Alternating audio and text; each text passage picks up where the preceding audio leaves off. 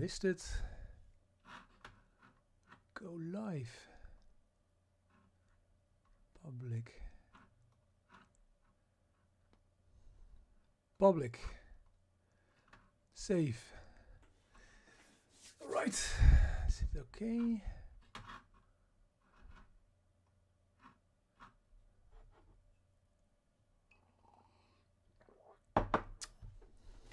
Hi folks.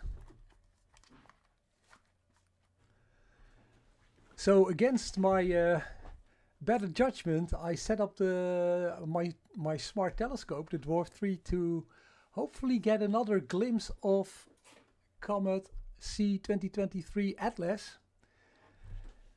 And yeah, as you can see here, we had some heavy clouds all day, but there's a small gap appearing here. So I don't know how long this will last. So I'm taking advantage of this opportunity to try and stream Comet Atlas for you. I hope we will be able to see it, but I cannot give you any guarantees.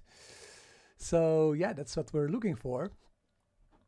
And yeah, this is of course we have comets in our solar system, but it's not so often that we can see these comets with the naked eye. So that's why I'm live streaming here.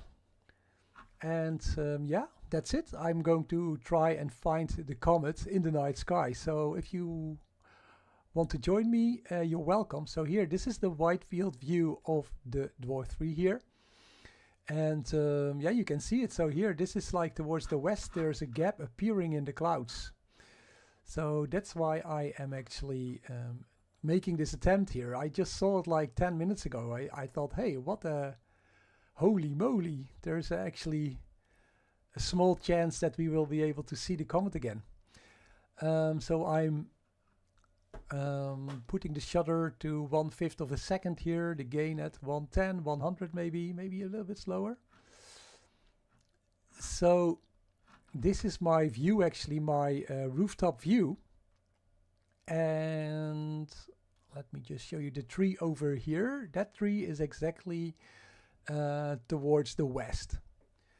And the comet should be visible just after sunset, which is right now. It's now almost 8 o'clock in the evening here in the Netherlands. And the comet should be still above the horizon, a little bit towards the northwest. So now let's see. Hopefully we will be able to track it again. I did it 2 days ago, yesterday, and since then we only had clouds here in my town. And yeah, so this is maybe the final opportunity for me to capture it from my rooftop here in the middle of the Netherlands.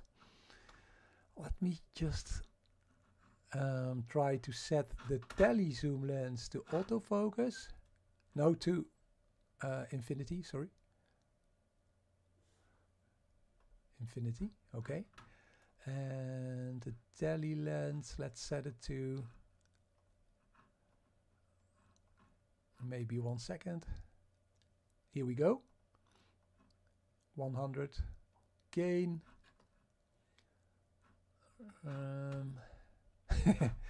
Are there any people here? Thinks you can. Hi sir, hello Thinks. How are you?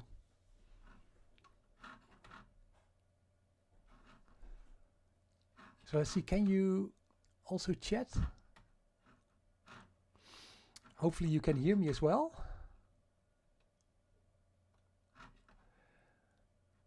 Let me go back to that live view. So so this is like a long period comet, I heard. It's it is all over the news actually. So is this it? Let's see. Maybe this is not the best view. Maybe go down to 50. I think I have a bit of a problem with the wide field lens. It's not picking up the view, I think. No, I don't think so. Let me try and reinitialize the telescope.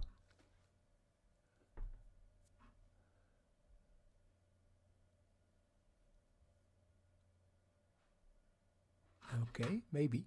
Let's see the wide field and... Oh no, this is the wide field and the tele is at 1. So apparently... Ah, there we go. It's now picking up the night sky. So just to explain, you have like, I can switch views here.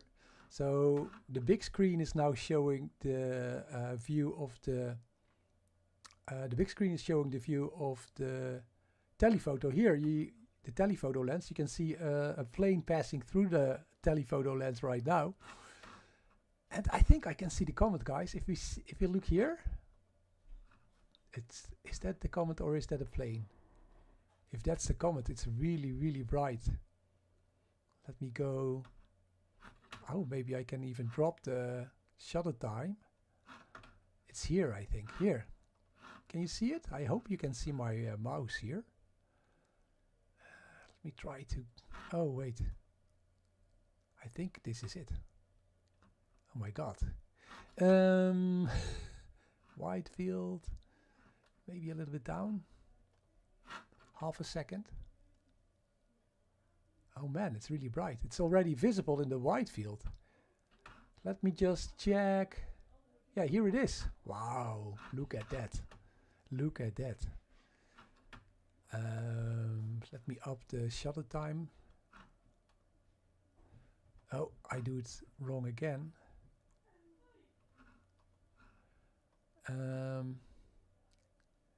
Let's put it up to 1 second. Here we go. Look at that tail. Wow. Maybe we can go a little bit further now. 2 seconds.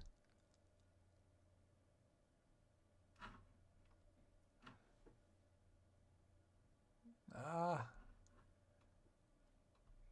Here, can you see it? Unbelievable. Tele lens. Oh, I am always mistaking the tele lens for the wide lens and vice versa. But so here's the 2 second 2 second shutter. Look at that tail, and this is from a bright Bortle class 8 city. Wow, wow, wow! This is really cool. Let me try to take some pictures here. I'm going to maybe to change the white balance a little bit. Oh, I always have some. Oh yeah, I need to go back to photo mode. Wow.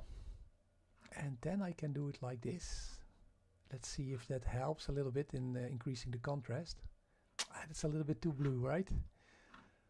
Maybe I will leave it to auto white balance. Maybe this. It's a little bit on the pink side. Look at that comet.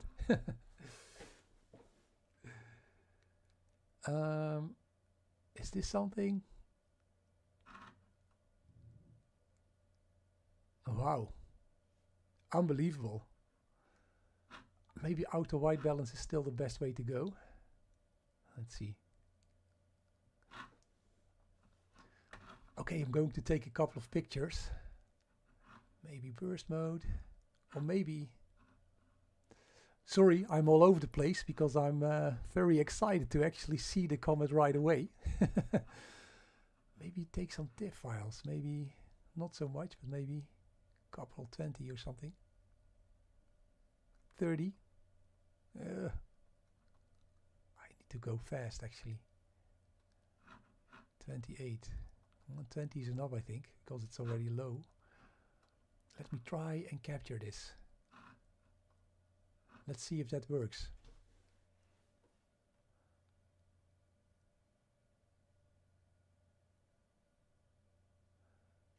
Oh, is it auto stacking then? Let's see what happens. Oh, this is the first picture. Hopefully it will show something. Ah, here we go. So here's your comet. Wow, look at that.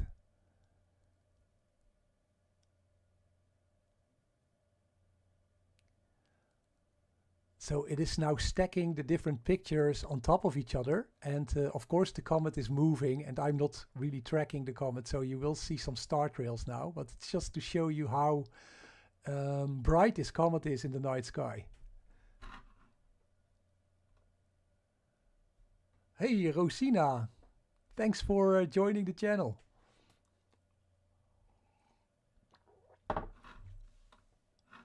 Look at that. Oh my god, I'm so happy. So these are 6 pictures stacked on top of each other, and you can clearly see the comet, right? Unbelievable. I'm so happy. But actually, the tail is so long, you can see that here in the telephoto view, I have about 3 degrees of field of view, about 3 degrees. And you can see that the tail is much longer than that.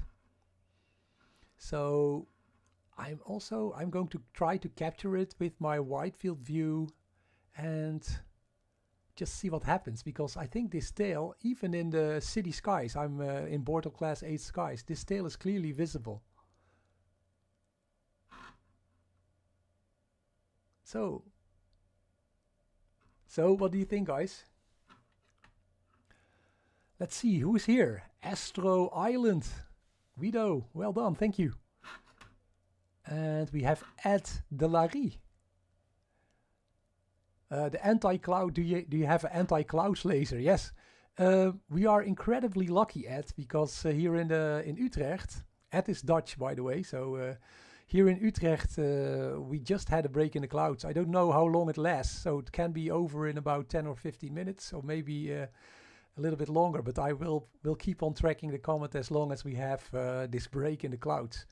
I was actually not planning on doing this live stream at all, because the weather has been very cloudy today. Or not very cloudy, but hazy. I'm really happy with this. Look at that. So this is like a stacked comet, as you can see. So I can now end my session, and then we jump back to the live stream, to the live view, hopefully. Yeah, here. You see? This is the live view. I'm also very curious because it's so bright. Let's see if we can like up the... I'm going to try to capture it also in the wide view, because I'm just curious how long this tail is of that comet. Let's see. No, this is not the way to go. What am I doing? I can... oh, it's not responding. I'm having a little bit of a tricky connection with the... Maybe I should go back to photo. And then here we have wide field settings of the wide lens. And then we need exposure time. No. Oh, it's here. So we need exposure time. Let's increase it to... I don't know. We had 2 seconds on the wide field, so 1 or 2 seconds should be enough. 1.3, can we see it? Whoa, needs to adjust. A little bit too bright. We can go down a bit with the gain level. Let's see what happens. It needs a bit of time to adjust. So here is that comet. Can you see it? Like, this is the bracket, and you can see this is not a bracket, but a rectangle, I mean. So the green rectangle here with the green brackets. It's showing the tele lens view, and you can see here that I hope you can see it. Maybe I should increase the shadow again to 2 seconds. Let's see. I'm experimenting here, so you can see how long that tail is. It's longer than actually the view of the telephoto lens. That's incredible. Let's see.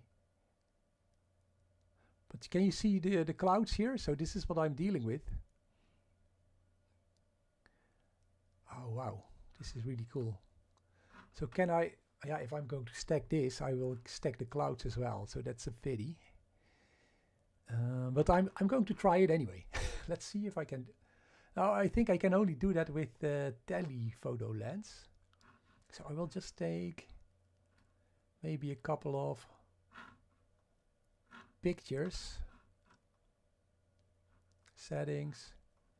I can just take maybe 20 pictures with the wide lens, but they will not be stacked. So after this, I will get back to the tele lens view. So are there any other people here? Let's see. Happy to be here. Rosina, yes, thanks. Eddie, message retracted. Claudia in Haarlem. What did you use to collect your dwarf for a live stream? Connect. This is just my phone screen, so I am mirroring my phone screen on the. I'm mirroring my phone screen on my computer. At last. It was his mode of operation yesterday. Oh, yeah, you already answered the question, Ed. I'm trying to see the comment from Kolkata. So far, no luck due to clouds. Yeah, that's tricky, yeah? It's October, so you have to be lucky. Okay, I almost took 20 pictures, individual pictures. Let me switch back to that telephoto lens. Look at that. Wow. Oh, apparently I changed something. Sorry about that. Tele lens. The tone is changed. It is strange. The auto white balance is a bit tricky. Let's see. It's a bit red. Can I do like 4,000 or something? Let me just check. Maybe a bit less.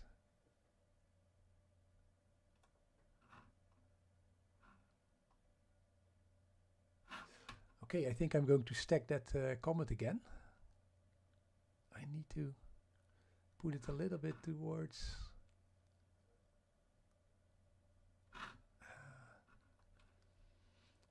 Let me try and.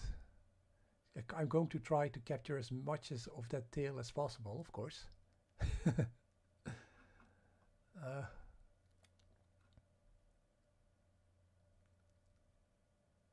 Yeah, maybe a little bit towards the left.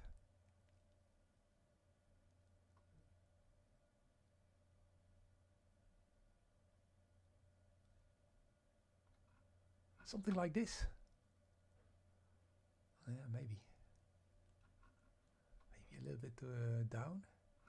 So here we have a plane crossing the comet.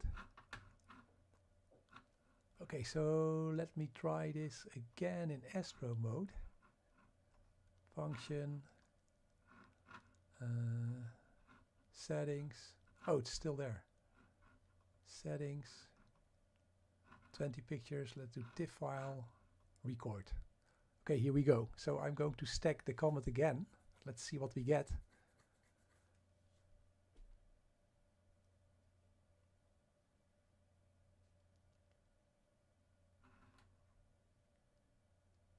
I have to wait for the first picture. Here it is. Hopefully. Wow, look at that.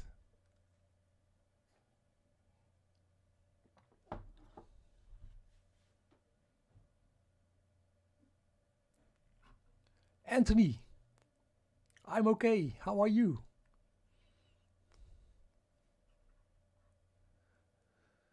So we are looking at the comet that is only visible once every 80,000 years. And look at that tail. It's really incredible.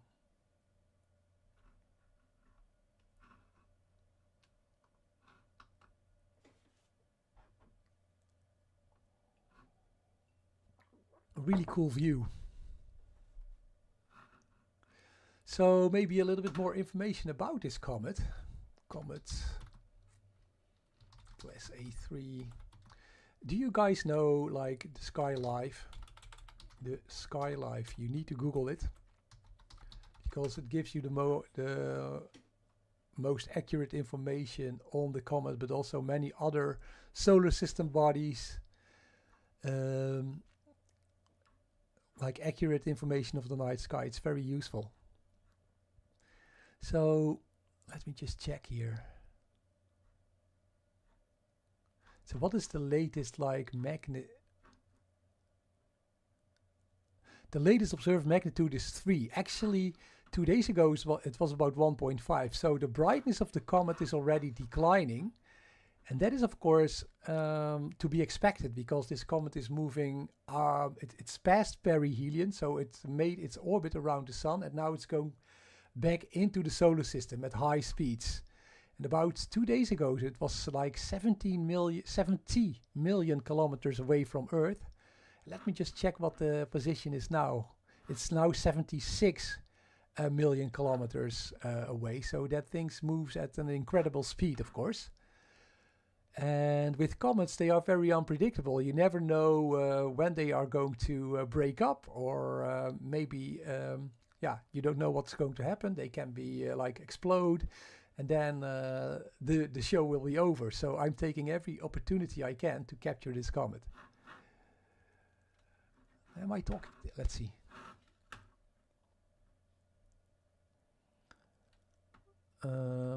Any other questions? Hello. You can control the Dwarf 3 from a computer. No, Keysify, this is just my phone and I'm mirroring my smartphone. So you have something that is called, let me check. It's called Phone Link.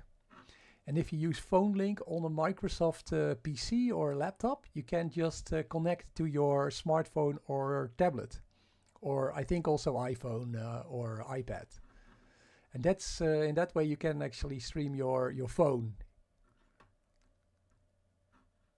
I hope it's clear tonight, Anthony. I'm hoping, I'm praying for you. I'm praying for you. This is so incredible. So let me just also check. So it's past perihelion. It's going back into the solar system. Now, obviously, this is a long period comet, meaning that we would have to wait 80,000 years before it will pass the inner solar system again. Now, I will not be around by then, I think. Never say never, but you never know. But anyway, look at that view. I think this is like the stacked version. I'm going to maybe go a little bit deeper even. Let's see if I can take like, I'm going to try to end this session. So these are 20 separate pictures stacked. I still see some, here it's already gone now. I need to move my telescope because I'm in a stable, how do you call that? I'm not accurately tracking the night sky right now. Wide field, exposure. I need to go to, no, it's back to, I don't know why I did that. 2 seconds maybe? 1 second.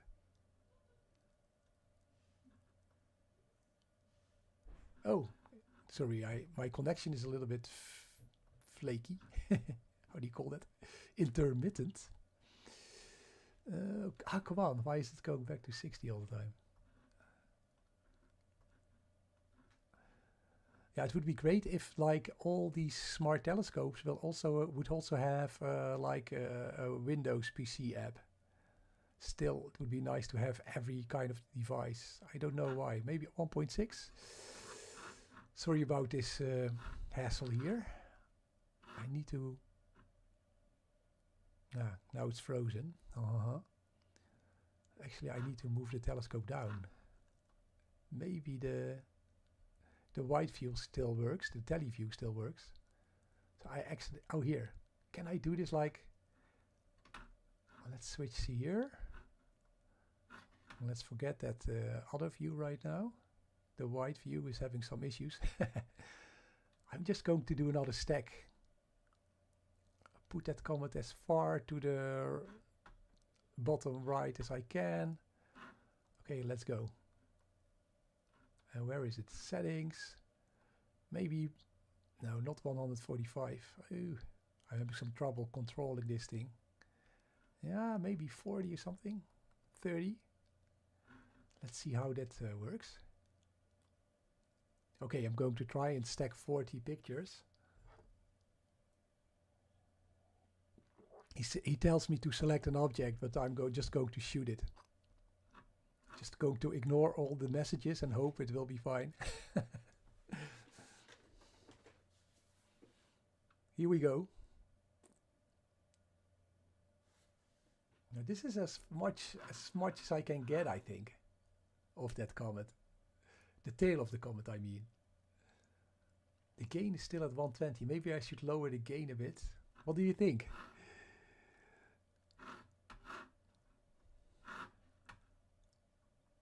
Beautiful image.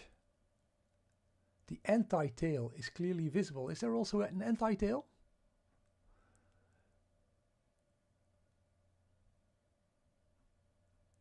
Hoping for clear skies.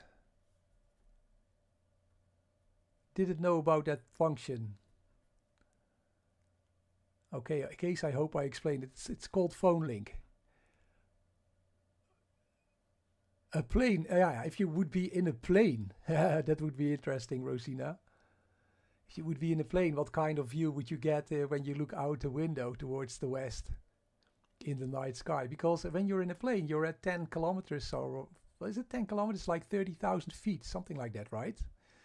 So you would have much less like atmospheric turbulence to worry about. You could just see that comet much more stable with the naked eye. At least that would be my guess. But yeah, it would be great to see that in a plane. How big is the image quality difference between the Dwarf 2 and the Dwarf 3? Yeah, I did some reviews on the Dwarf 3. You can find them on my site, on my YouTube channel, and on my website. So right now I'm capturing the comet. Maybe another time we can talk about all these different smart telescopes and the differences in quality and price. But actually I think Dwarf Lab will now continue with the Dwarf 3. I assume they will still support the Dwarf 2. But I think the biggest difference with the Dwarf 3 is the aperture. So you have a 35mm aperture telephoto lens, whereas the Dwarf 2 was a little bit lower, right? So you are able to capture a little bit more light. And also the camera sensor is newer, right? So you have a 678 IMX with Starvis 2 technology. So that's a Sony camera sensor that is actually great for like low light night sky imaging. So that also should get you a little bit of a difference. And I noticed that my pictures are less noisy with the Dwarf 3 as compared to the Dwarf 2. But look, I'm just one person, so if you have tested it, let me know what you think. I think especially the app has made significant improvements in the past years of the Dwarf Lab app. So it is easier now for people who are starting out doing astrophotography and night sky imaging to use the telescope. But anyway, I'm here for the comet.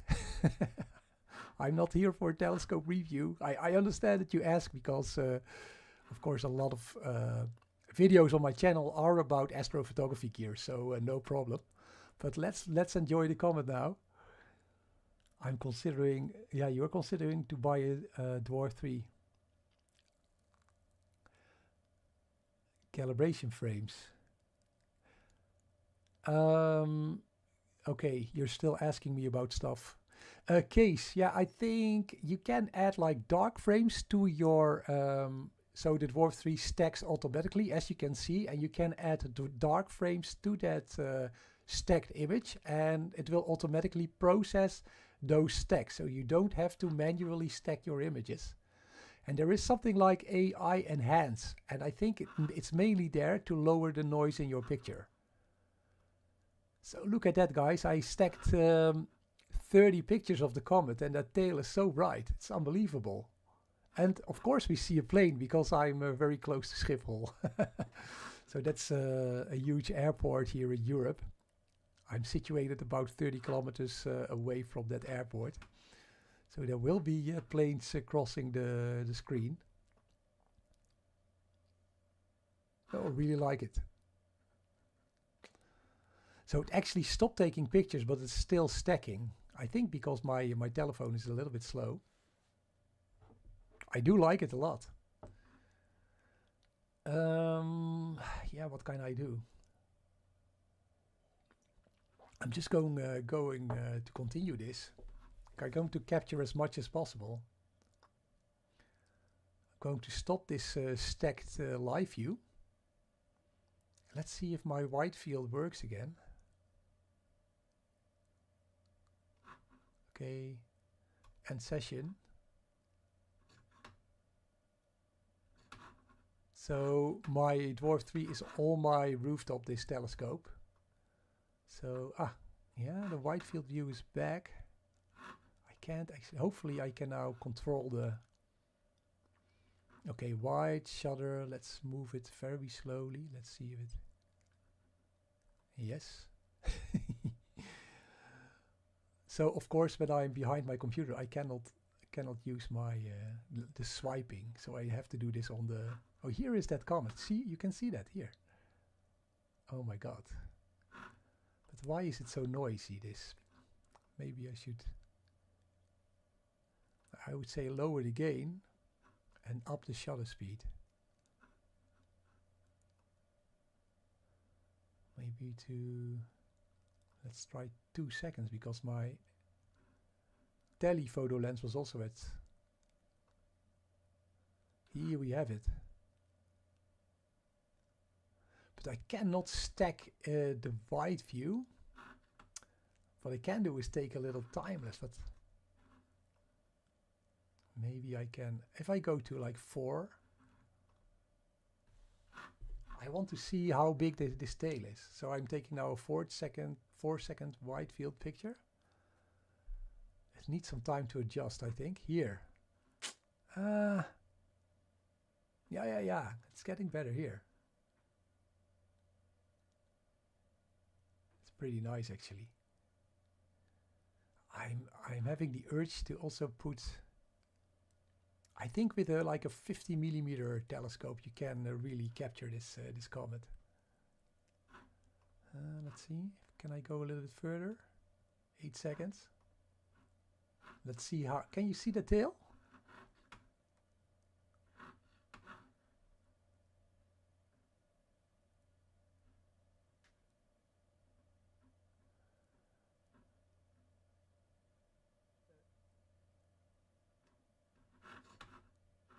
Let's see.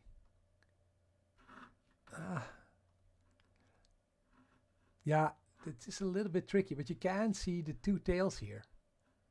Right, there are 2 tails.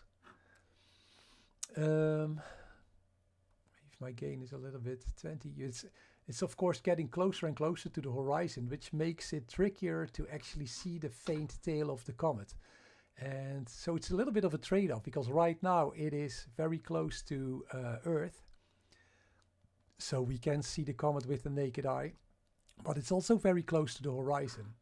And once the comet gets further away from Earth, it will of course get dimmer, but at the same time it will be higher, it will move higher up in the sky. So then we will be able to capture it during the night, and that gives us more like contrast to actually also see the tail of the comet. Anyway, I'm going to quickly take 20 pictures in this mode. But yeah, you can see it. I have a plane here, I have some clouds here, so that's not great.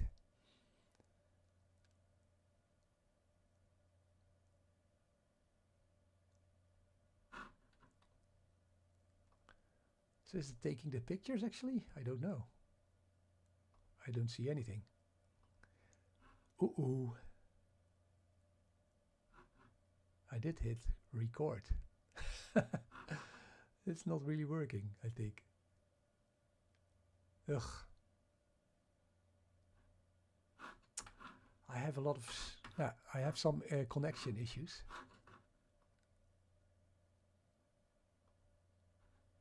I'm going to quit and then re-initialize the telescope again. So that's always what it's always a bit tricky with the Dwarf 3. I put it on my rooftop and I put like a router next to it in order to stream this. But it is... Oh yeah, I'm at 4-second intervals now. So... Oh, 8 actually. Let's go back to like 2.5 at 50 maybe. Maybe that's better.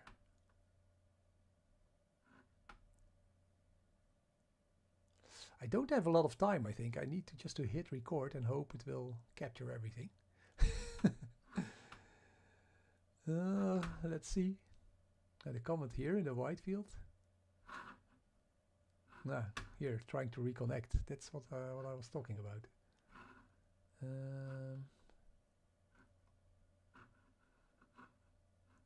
Worst. I need the settings. Settings. It says 20, so if I hit record, that's again the connection failed. Guys, I'm sorry about this. Going to try to re-establish it.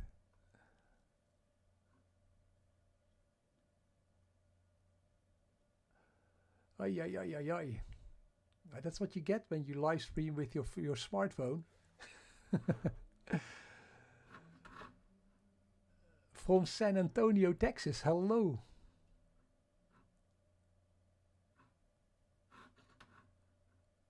Can I connect again? Connection failure. That's of course the last thing we need. Let's try it again. An error occurred.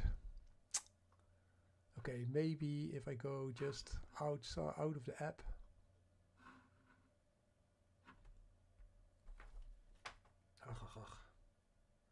Let me just try and do something here.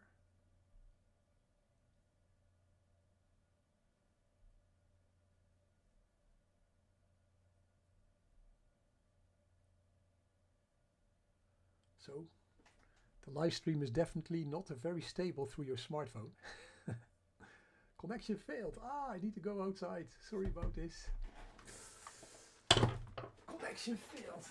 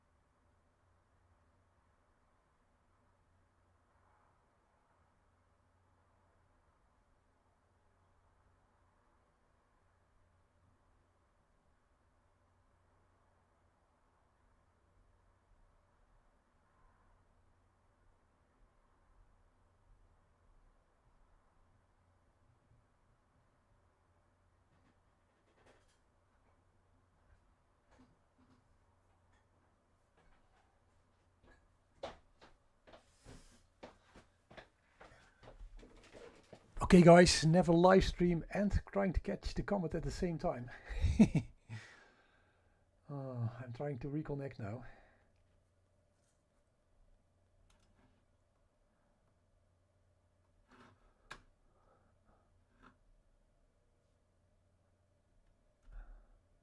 Okay, here we go. Connection successful. Right, hopefully we're back. Let's see if I can show you the screen again. Okay, let me think. We're going to try and re-establish the view. I need assistance. Oh, this is the tele view, always. 1/5 maybe? Yeah, this is good. So can I see the comet? There, where is it? No, that is the flame, I think. I can't actually see it now. Maybe it's behind that cloud, I think. Oh, is it this one? Is it there? Is this the comet? No, this is a star. Ships.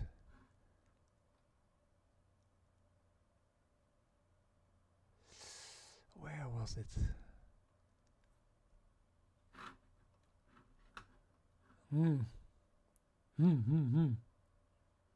Why did I lose the connection? Ay.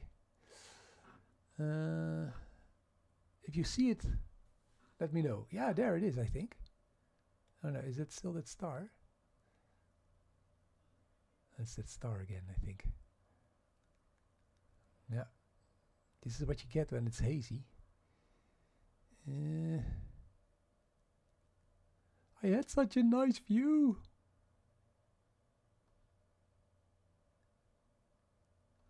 Yeah.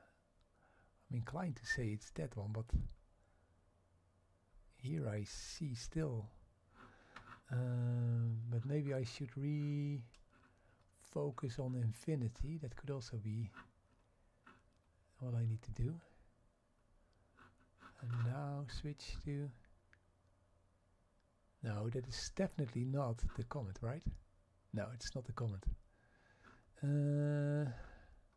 I lost it. Where is it? Let's see, do you have any idea? Nah, come on. I'm going to look outside.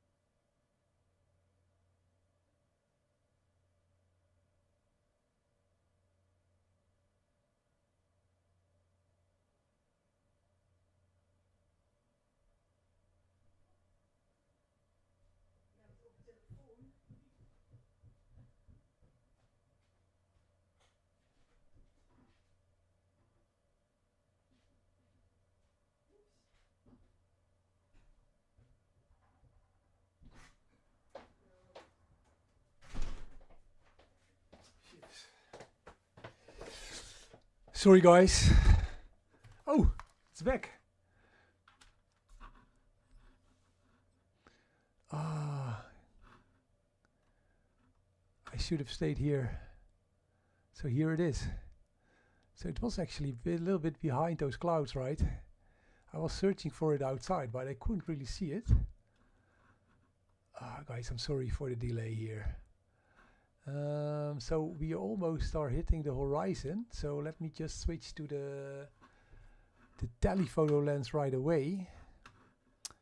Let me try to get the same, like a 2-second shutter speed, maybe a little bit less gain, 100 maybe.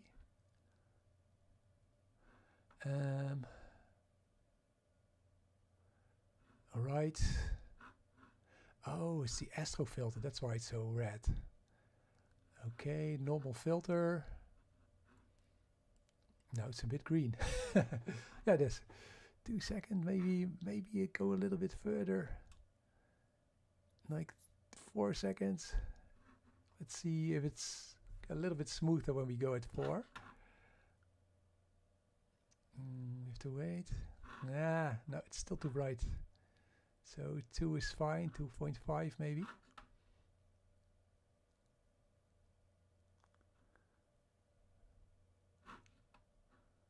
Yeah. So it's getting closer to the horizon, and also there are some very like high hanging clouds there. So it's trickier to see the tail. So let me just try to shoot another 20 pictures here. So is anyone left? Oh, there's still people. Thanks for waiting all that time. So here we go again. Let's hope we can get. Here you can see it. It's fainter now because I do have a lot of these low hanging, like they are clouds, but how can I call them? So it's not cumulus. It's like very hazy clouds just in front of the comet. So this is the best view I can give you actually.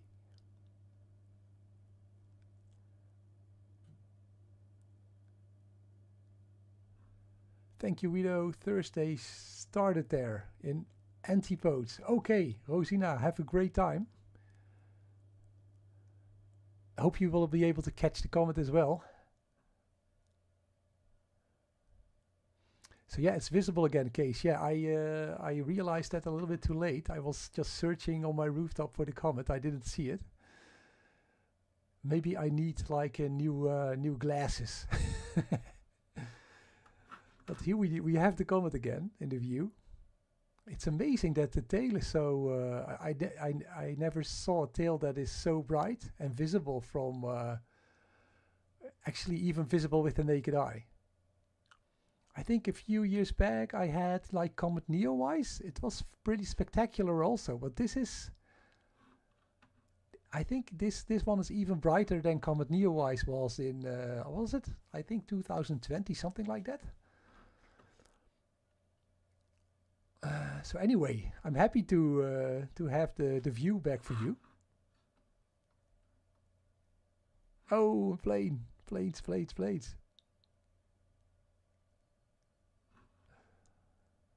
Okay, maybe I will stop this stack and I will reinitialize this.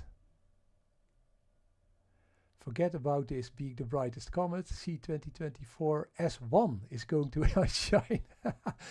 Okay, Bommetje, we will keep an eye out for that new comet. But you know the trick with it's always tricky with comets.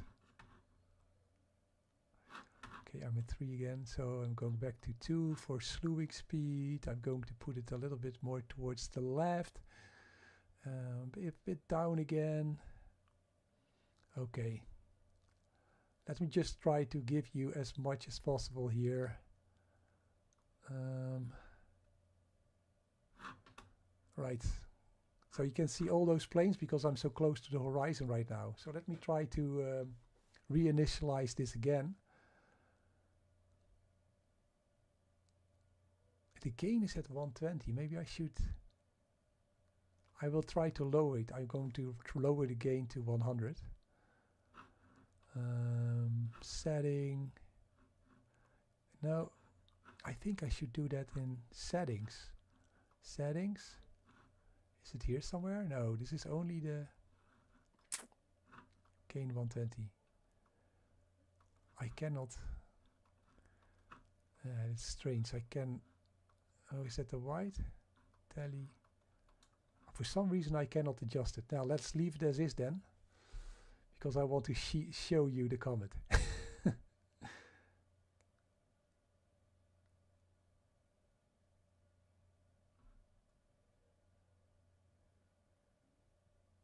It's taking the pictures, it says. Oh, here we go, here we go. This is the first picture. So you can see here the exposures are at 1 second. Why are they not at... No, okay. I don't know why it is doing this. So normally I would be able to adjust the exposure time and the gain. But for some reason, I think it's due to my connection. My poor connection, I could not change it. So here.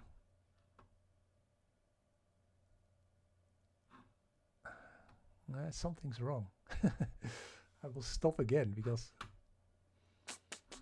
Ay.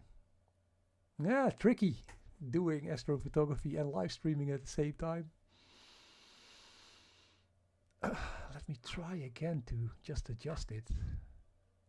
So normally I would have to go to functions, settings, tally, right? I'm going to like 2 seconds, maybe 3, 2 because it's close to the horizon. I will lower the gain a bit because... Is this better? Let's see. No, not really. Let's put it back in the middle, more or less. Astro filter. No, I want the normal vis filter. Okay. And now... Yeah, it's a bit greenish, but... Now I want you to stack. So then I go into, what is it? Calibration, no, settings. About 20 of those fits files would be great. It's difficult, more difficult to control via with your mouse actually. This interface is really made for, oh no. Look, now I clicked and it's back. This interface is really made for like touch-based control. Okay, I'm happy with this. Let's go. Let's hope the tail will be on the entire picture again.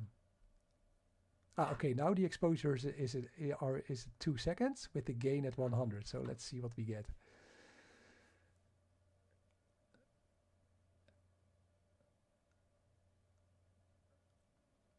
I saw the comet at Egmond aan Zee. I was also surprised how big it was. Yes, Kees.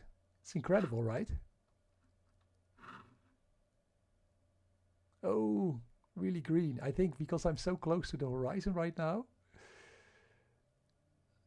There's something wrong. It doesn't stack for some reason. Okay, second stack. Here we go.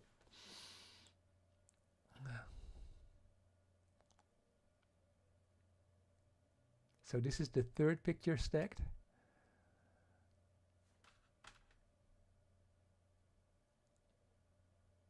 Yeah, it's pretty grainy when you take 2 second exposures.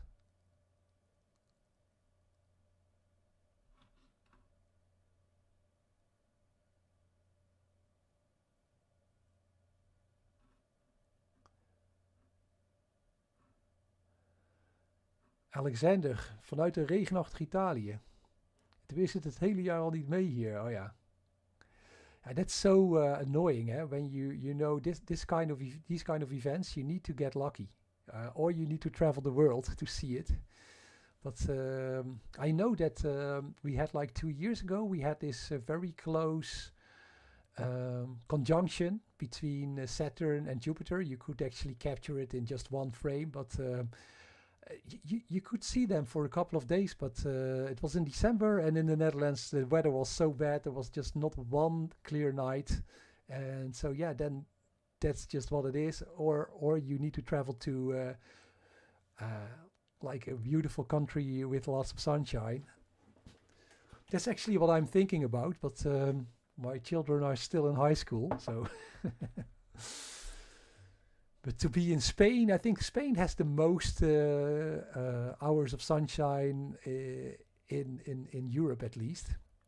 And of course, it would be great to shoot from like Tenerife or La Palma, or like an island in the Atlantic Ocean, where you can just go up for like 1,500 or 2,000 meters and then shoot the night sky with as little turbulence as possible. That would be my dream. But right now I am here on my rooftop in Utrecht, and we have a very nice view here of the comet, as you can see. So, okay.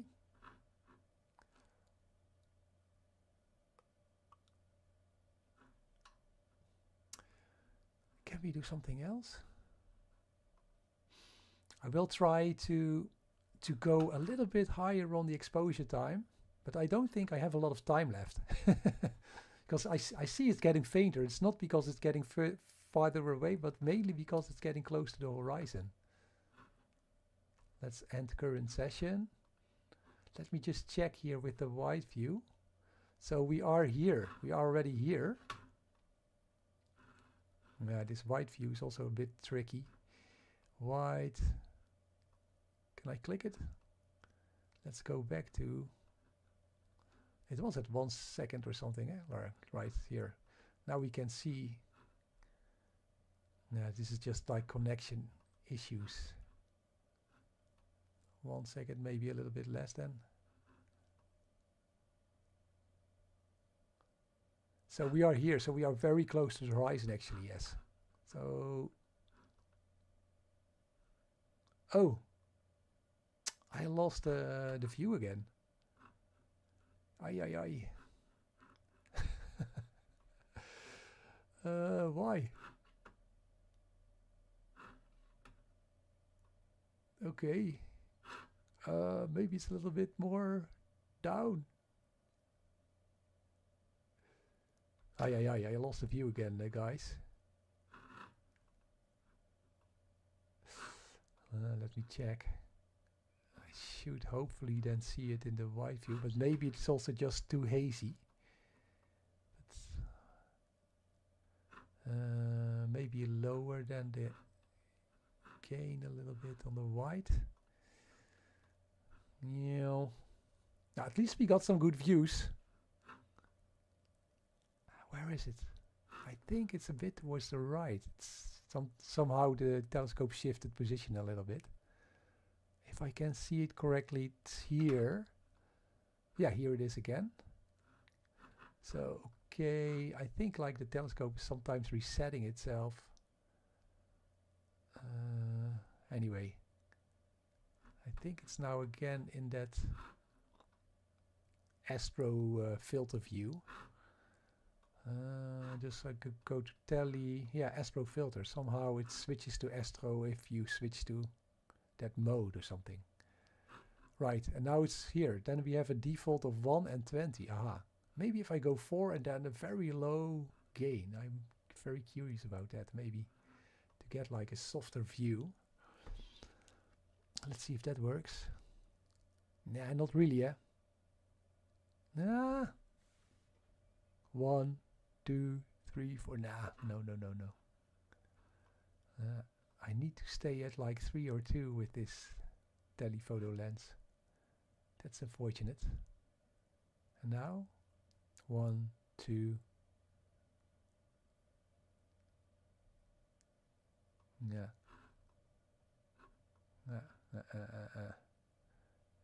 Why not 4 at 50? Let's do it one more time.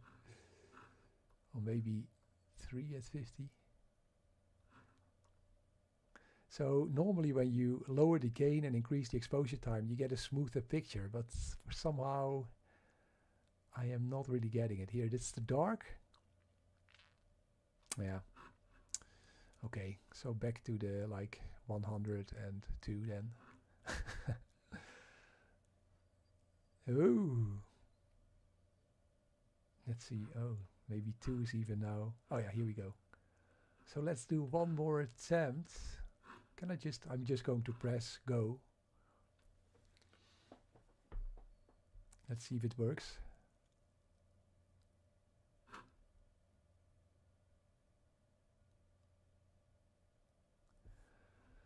Greetings from the Czech Republic. Frank, hello. Was it Dober Danje? Dober Veser? Something like that. Like good evening in Czech. Exactly, the Alps are a great place for shooting this year. But this year the weather doesn't help. Alexander. Here we go again. I'm trying to do my final stack. I think this will be the last one of the evening because the comet is getting very close to the horizon. So yeah, let's also hope that this comet will survive for a couple of days more, so we have time to observe it and to track it.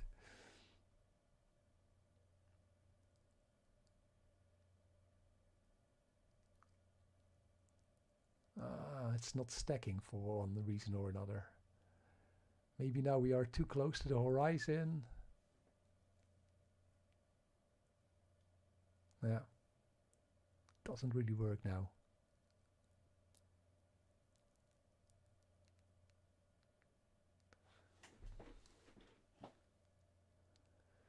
Dave, welcome. Guten Abend. Greetings from northern Germany. Okay, that was the total stack. Only one. So it's getting too close to the horizon, guys, I think. Or maybe I just lost connection again with the Dwarf. Let's see what happened. Let's go back to the live view here. So here we have the comet. We can also see a couple of clouds. So definitely not the best circumstances here. Oh, it switches back all the time then to shutter 2. It's very stubborn. It doesn't want to listen. Gain 100. Vis filter. Okay, I want to do settings. Settings 35, that's fine. And let's try this one more time.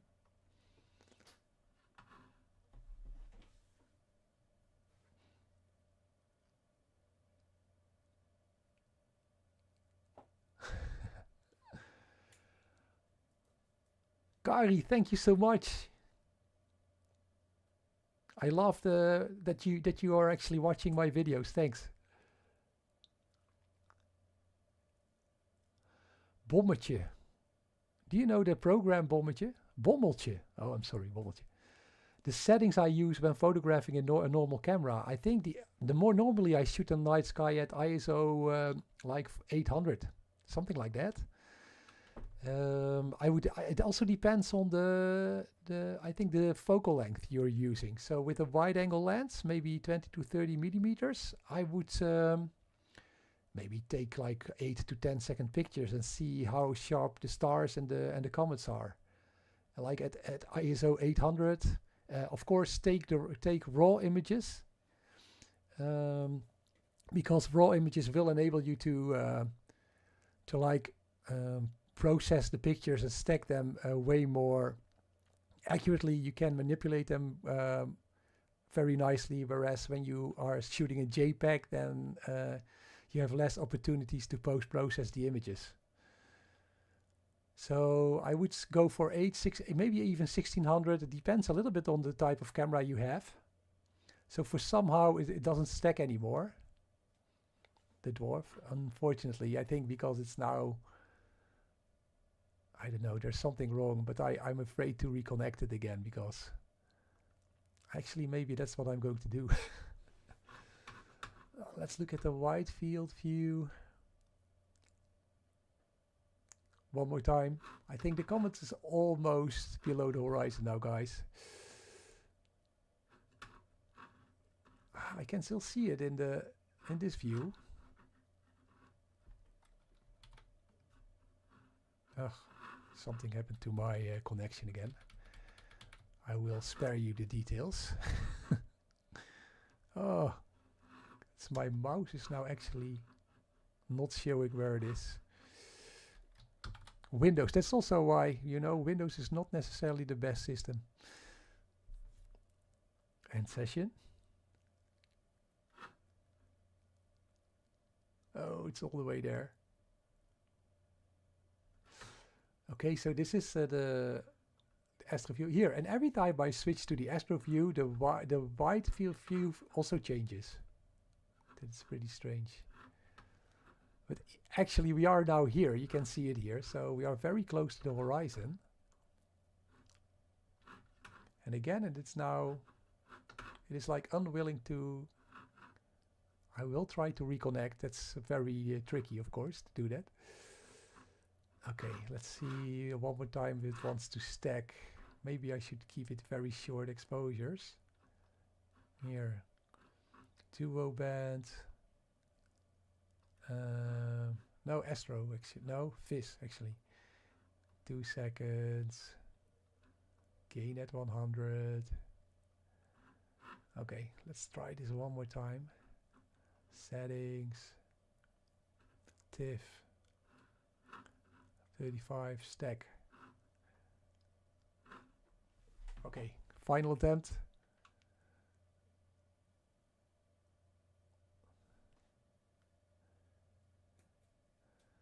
Anyone getting the C-Star S30? I don't think it's out yet, right? Just being teased. I see some pictures of the ZWO C-Star S30, but I didn't see it. I didn't see any features like details. What kind of camera is it going to have? What kind of lens? What kind of will it be like a triplet refractor again? We have to wait and see. Or maybe I missed something.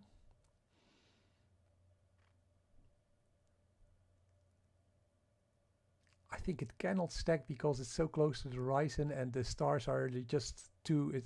You can see the star trails. But anyhow, I'm already happy that I could show you the comet. We also have a full moon tonight, so maybe I will switch to that after the comet is behind the tree here. Now it's doing some crazy stuff now.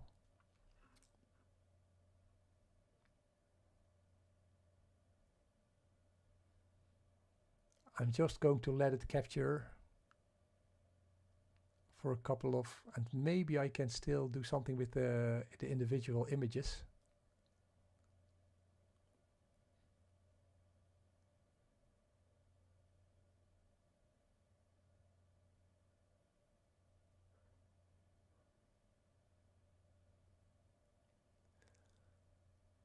"100% cloud cover." Kari, where are you? Which part of the world? Are you here in the Netherlands or somewhere in Europe or maybe Japan? I don't know. Oh, it actually stacked 2 images there. And I ended the session. I'm sorry about that. So yeah, it's gone again. You can see here on the we are getting very close to the horizon now. So I know that in the upcoming days, oh, what is this? Here the speed is also at here. This is the tree. I think we are there. Maybe it's set already. I'm trying to look at if it's maybe still here. Let's see. Do we see the comet here? I don't think so. Did we lose it? Oh no, no, there it is. Here. So you see here how close it is to the horizon? No, actually this is a very pretty view. Can I just do like...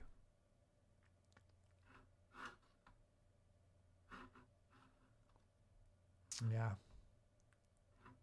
It's just a little bit too close to the horizon now, and it's a little bit hazy. So let's just, I'm going to try to give you the best view here.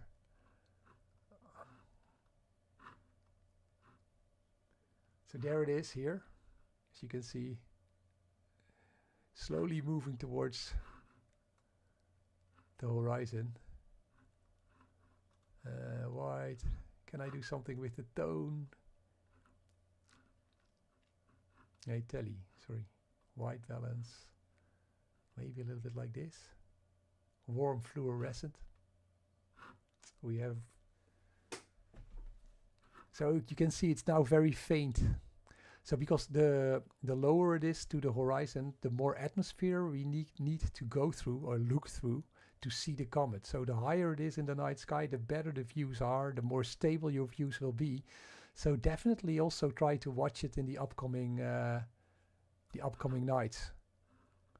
I still think, is this actually, is it now at infinity? Let's see if I can adjust the focus a little bit now. This is the best I can get. So here it goes. Oh, bye-bye, comet.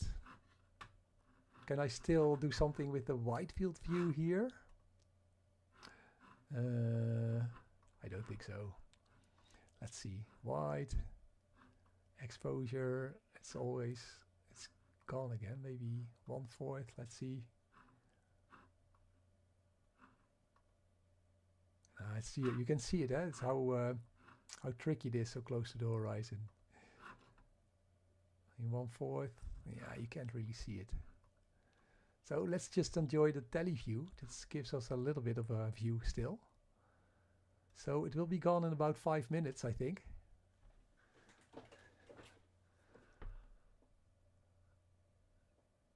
It is not 9 p.m. Well, I have it. It is 9:13. That's why I have the clock in the view on the bottom right, so you can check my time. In the Netherlands, it's 9:13. Other people from the Netherlands can actually testify to that. Oh, there it goes. Bye bye, Comet Atlas A3. Hopefully, I will see you again, and hopefully you can also see it again.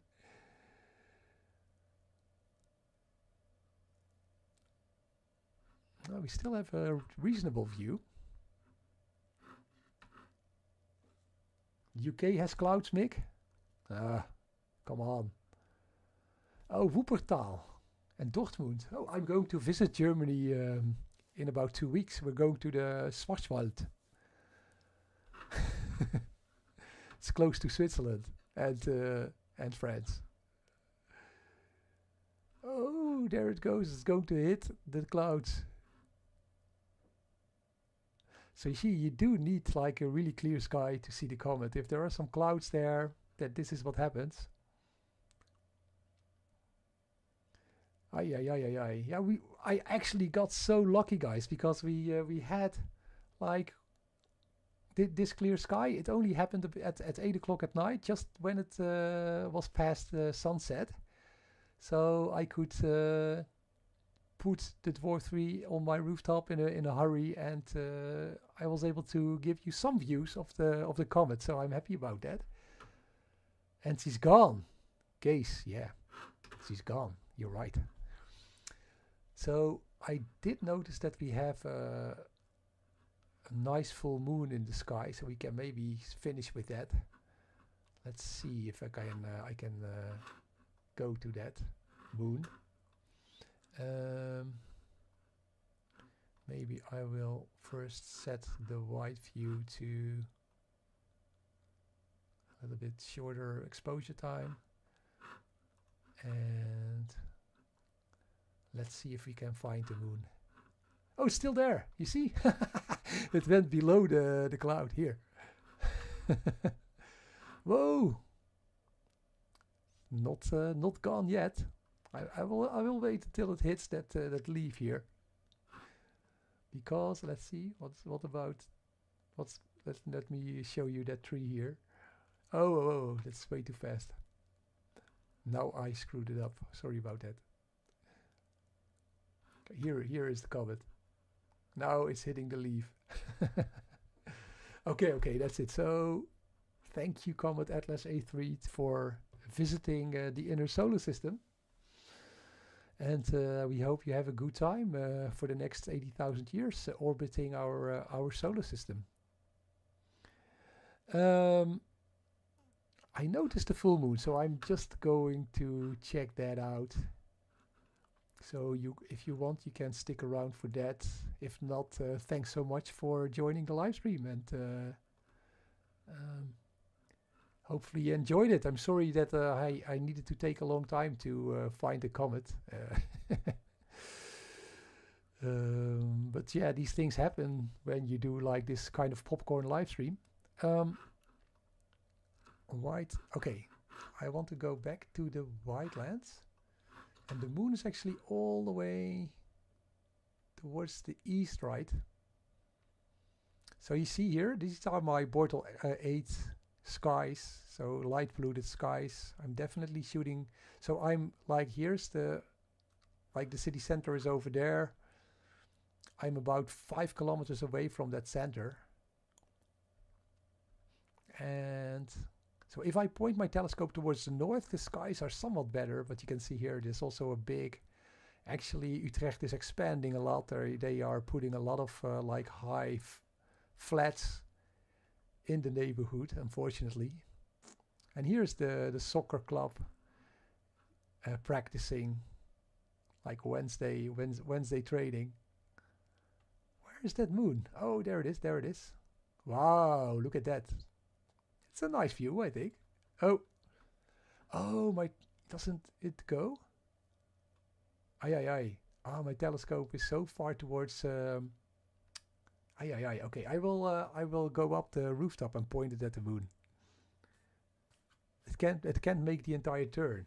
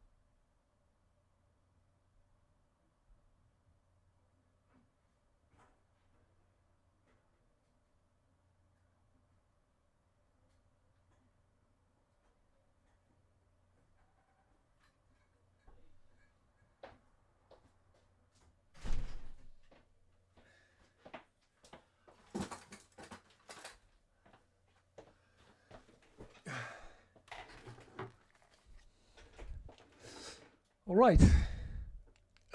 Yeah, I have, Dave. This is the Dwarf 3.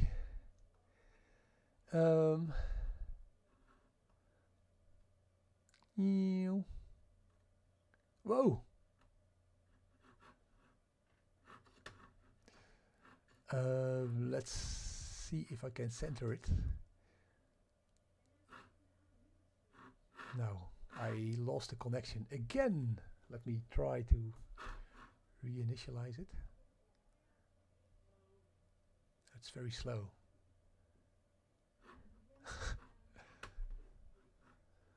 Right. Ah, here we go again. So let's try and put this moon. Do you like the wide field view, Tara, by the way? With the cloud here? Maybe go to 50.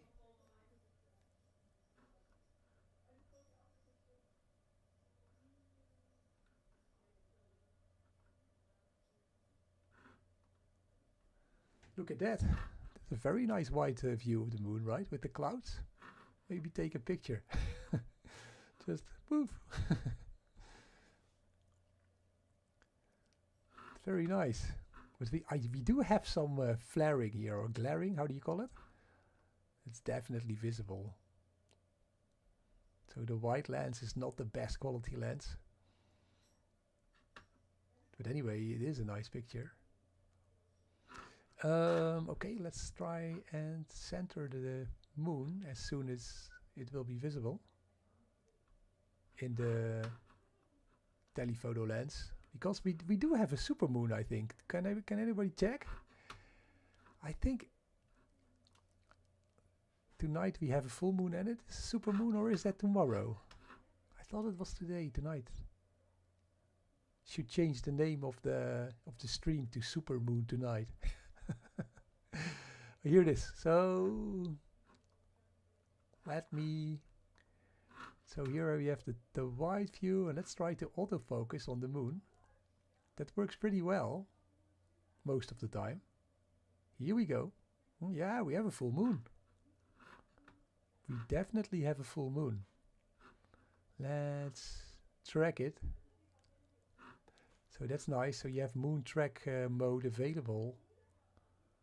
So now I don't have to adjust my my telescope.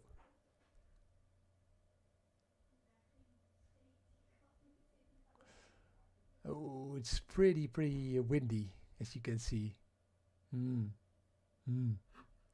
Still nice. Let's see. Can we get a little bit better view? It's at 1/400. If you go a bit down. No, it is pretty good at 1/400. There's no gain. If you add a little bit of gain, what does happen? Nah. I think 1/400 at 0 gain is a pretty good setting, actually. So maybe stack the images. Let's see what we get. Settings. No, I do want maybe 300 of those in fit format. So this is very easy when you're using your fingers on a touchscreen, but using the mouse is a bit more tricky. Stack preview, tally binding at 4K, so that's the highest resolution. AI enhance on here. Activate smart algorithms to automatically enhance photo quality. I did play with this a little bit, and it reduces the noise a bit. I don't know if it's very advanced or not, but anyway, it works. It works. So I will be using it. Oh, this is the final picture it took. So here's the first moon picture. Yeah. Here we go. So here we have the moon.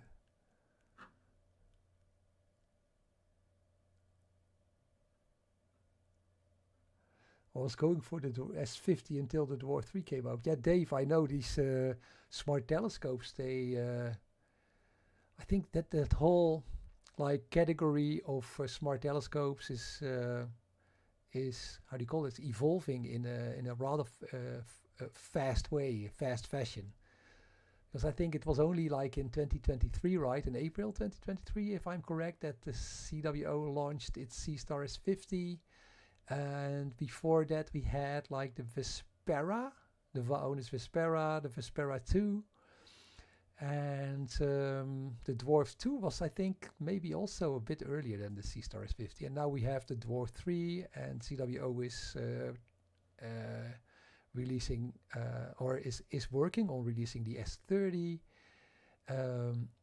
I don't know what Vaonis is doing. I think they are working on their release of the Vaonis Vespera Pro. So a lot of these smart telescope companies, they are developing their telescopes, and it's much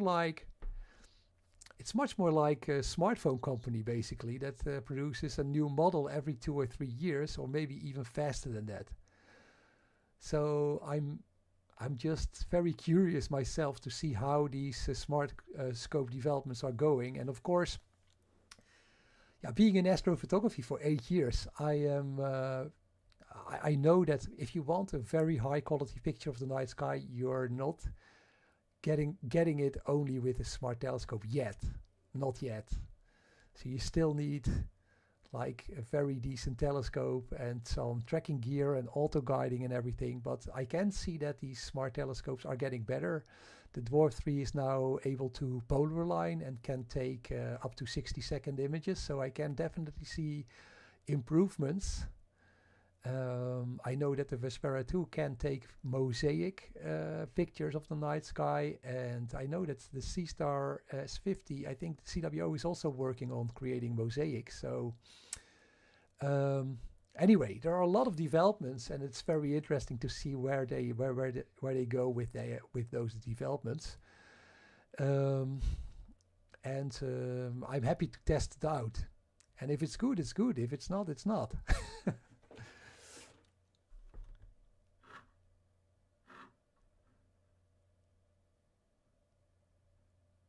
You buy it and then a better version comes along. Yeah, Dave, that is, I think, the way it always has been, right? Yeah, I grew up in the 80s and we had the Commodore 64. That was my first computer. But look at the moon. Oh, it's very nice. Maybe I should zoom in. Can I have to pinch it. Let's see if I can open up my smartphone. See if that works. Oh, that actually works. So here's 23 pictures stacked of the moon.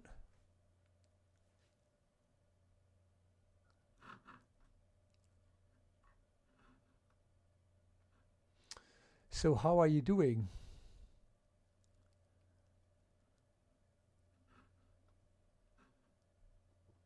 Case is still here, Dave is still here.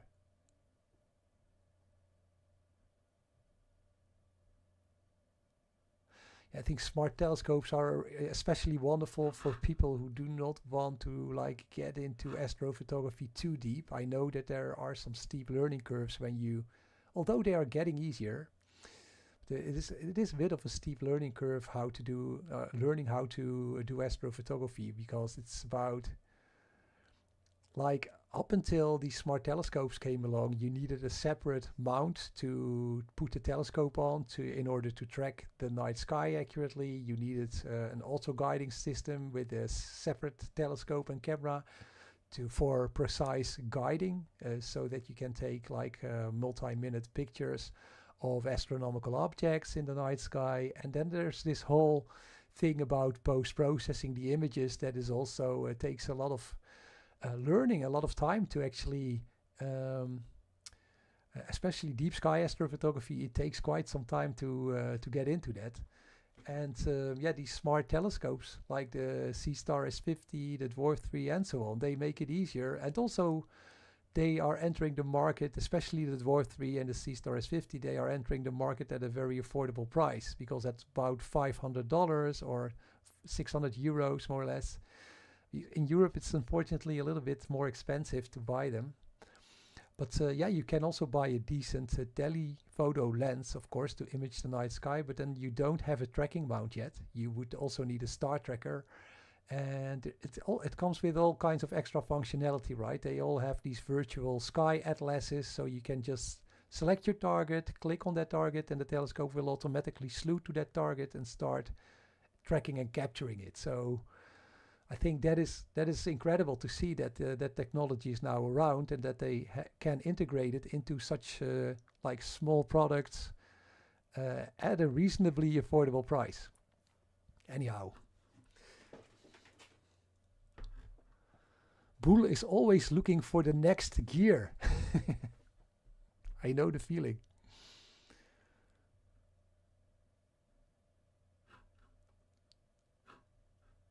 When you start, you want to go deep. Yeah, eventually you get aperture fever. You're absolutely right. So I started out with some binoculars and a cheap telescope. There weren't smart telescopes back when I started about 8 years ago. So the first thing I did was buy a decent quality triplet APO refractor for about $1,000, and then of course I put my DSLR with a T2 ring. I put my DSLR behind that refractor telescope to get some decent images of the night sky, but then I needed a tracking mount. So I bought a tracking mount, and then I got into auto guiding because you want to precisely track the night sky, and it's like a kind of a rabbit hole where you get further and further down into that rabbit hole, and you want yeah, you want more you are going to spend more money when you do that.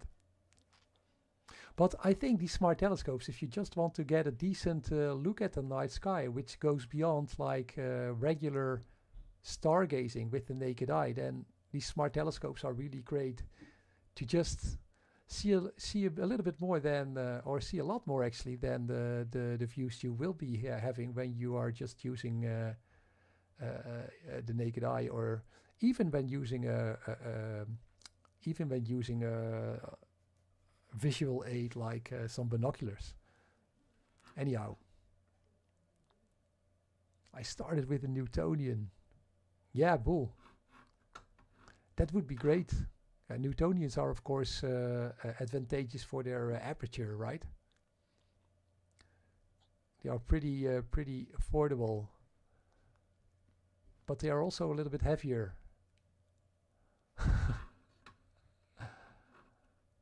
So we are now at 52 stacks.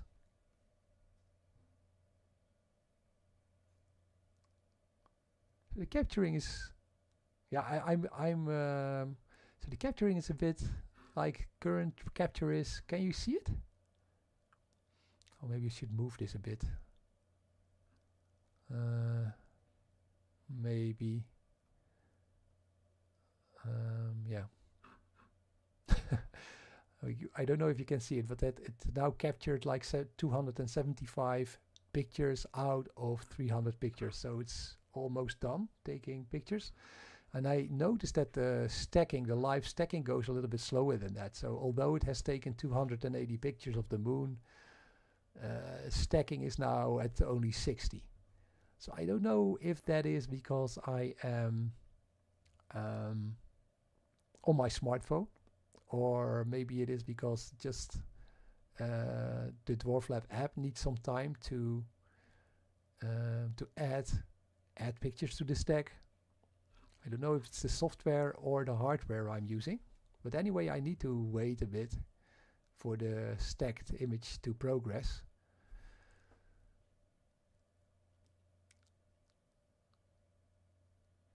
And actually, it's pretty hot still. Today it was almost 20 degrees with clouds here in the Netherlands, and now I can see that the Dwarf 3 is at 27 degrees Celsius.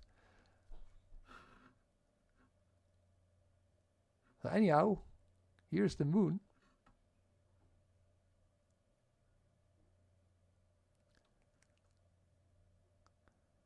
Yeah, it captured all the individual frames, and now it's still stacking.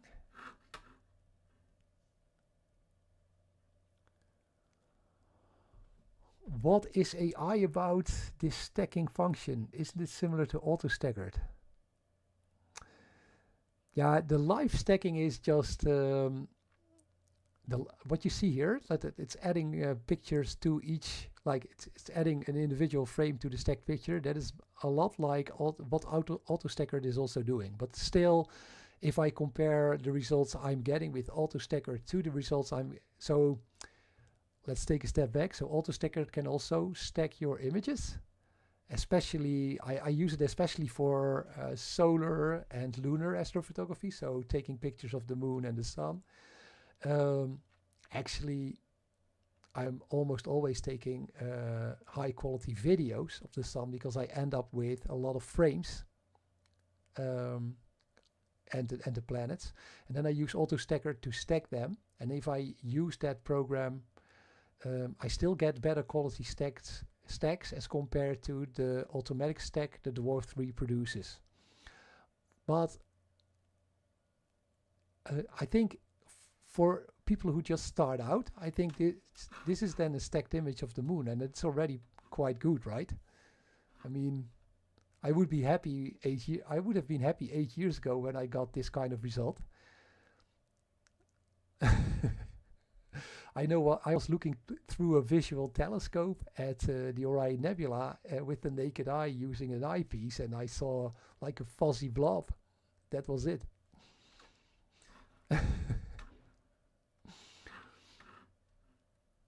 Bye, Dave. So anyhow, let's end this stack. I think the weather is too bad to do some deep sky astrophotography now. So let me just check.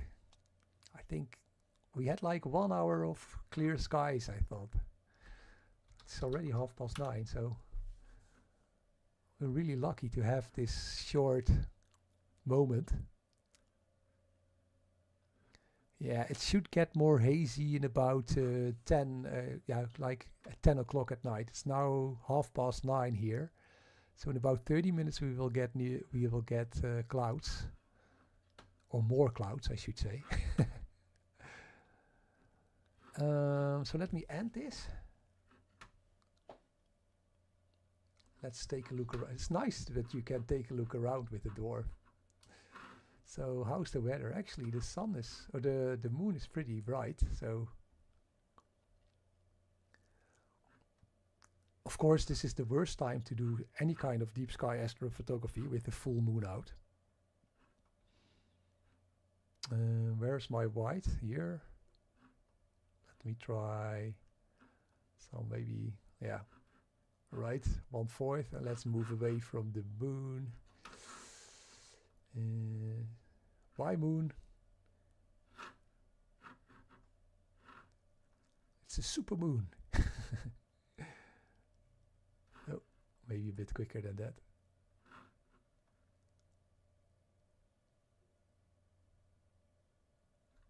Ah. Oh, this is my wide view. Hello.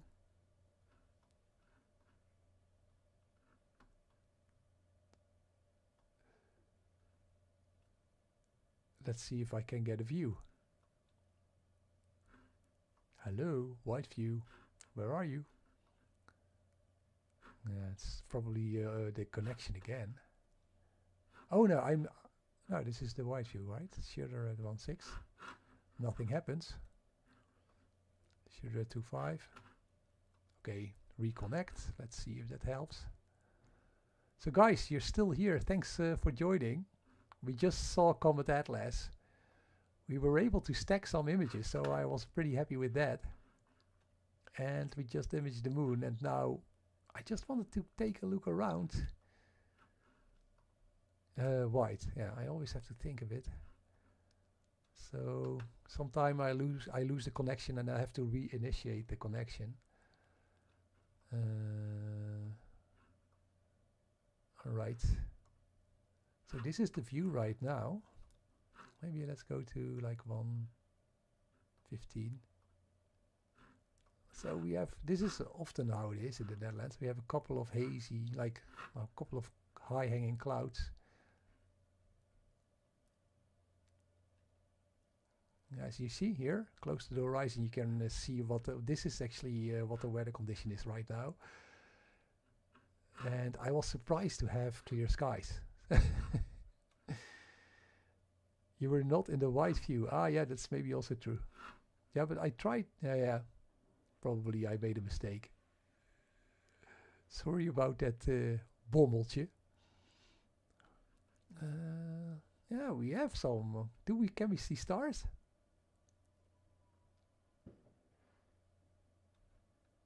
Yeah, you see,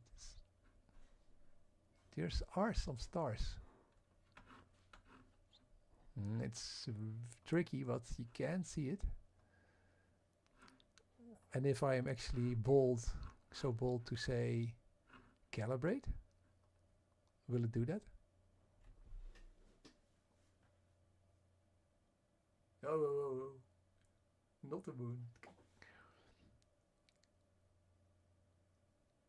Okay, let's see if I can calibrate the Dwarf. I'm watching your video while processing the Andromeda image I took. Remotely connected to my PC. Bull. While I am at work.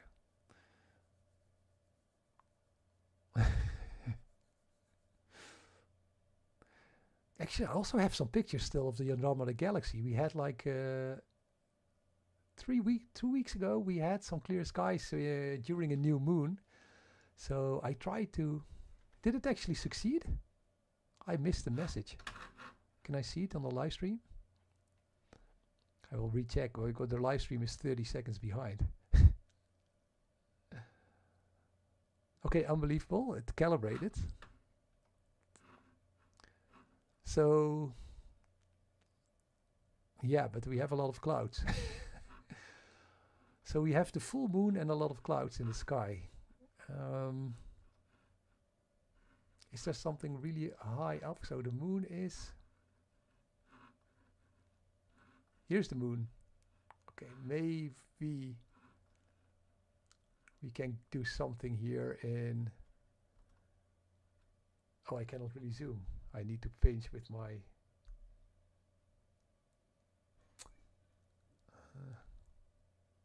what do you think? Easternville Nebula, Westernville Nebula maybe?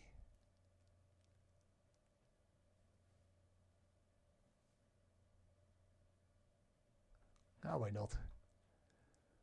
Oh, it says... Ah, it's focusing then on the star. Is there another option? Okay, so for instance, I can search in the database, right? West, how will it be called? West, Vale. Let's see if it can find it.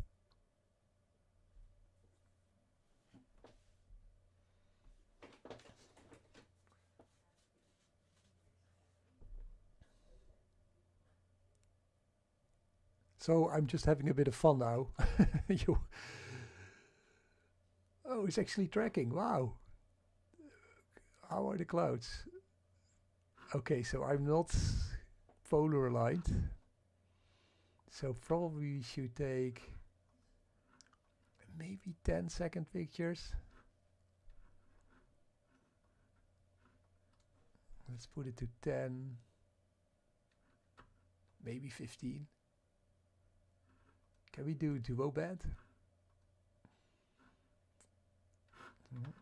Let's see. Oh, this is of course the wide field view, yeah. So here we have tracking. I don't see much. Maybe it's taking its 15-second picture. Let me wait for just a minute. Let's see if we can get anything.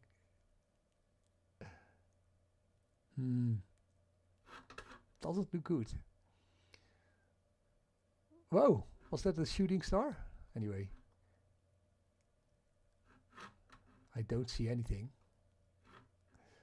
Here we go. Oh, terrible tracking. What?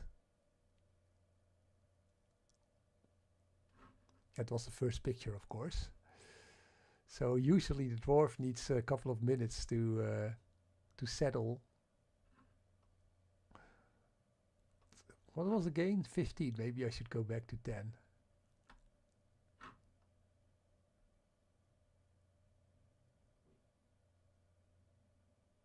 But wait, it's like, yeah, you have 15 minutes left. So let me just quickly show you like 10 seconds. Let's take 10-second pictures here. And let's go to, I still think that there are a lot of steps involved before I can image a deep sky object with the Dwarf 3.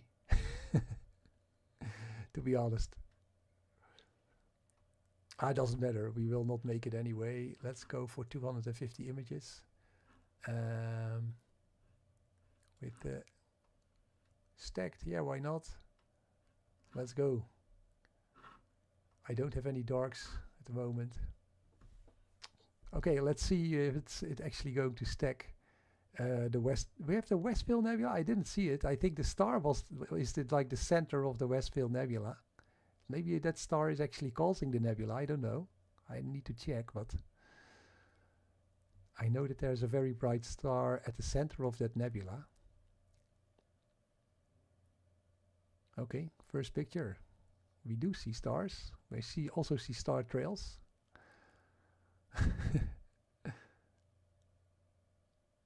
Let's take 2 pictures. Let's see what we can get in like 10 minutes.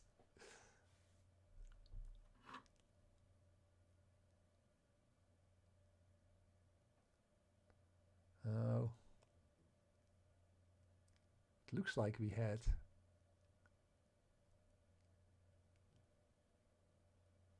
Yeah, I think I lost connection again. Sorry about that. The connection is a bit. So it's because I think I'm live streaming the phone on my PC. That's not the best way to do it, probably. Let's see if we can get the image back. The third stack.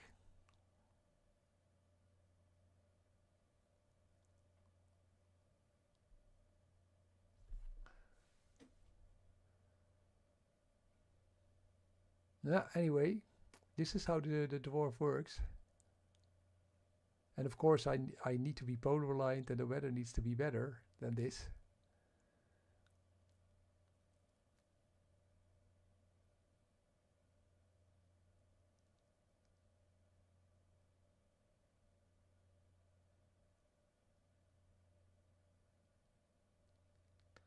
Yeah. It's not good enough for deep sky imaging tonight. Definitely not. I'm curious to see how it turns out with the almost full moon. Oh, M13 now, but that's definitely a new moon target, right, Case? That's a globular cluster. You want to image a nebula with a narrowband filter when it's full moon. That's what you want to do, and nothing else. Too many clouds, yeah. Abiosis 007. I sympathize. I was very lucky today to have seen the comet.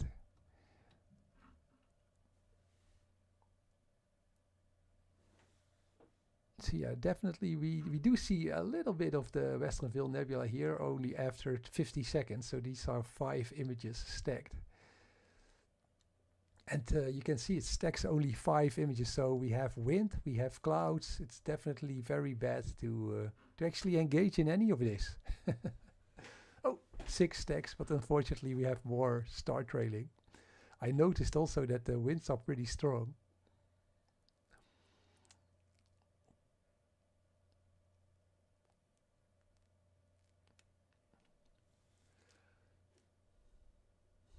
I could try to like polar line the Dwarf 3 and then have another go at it.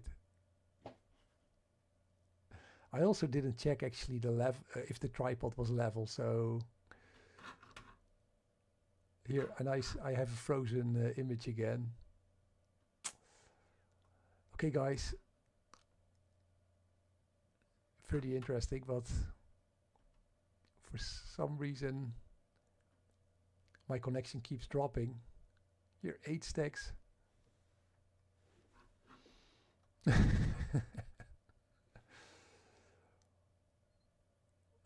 Oh, maybe that date is in the way, right? Here, 9 stacked. Maybe here. Let's put it here. Here. Yeah. Very professional way of hosting a live stream.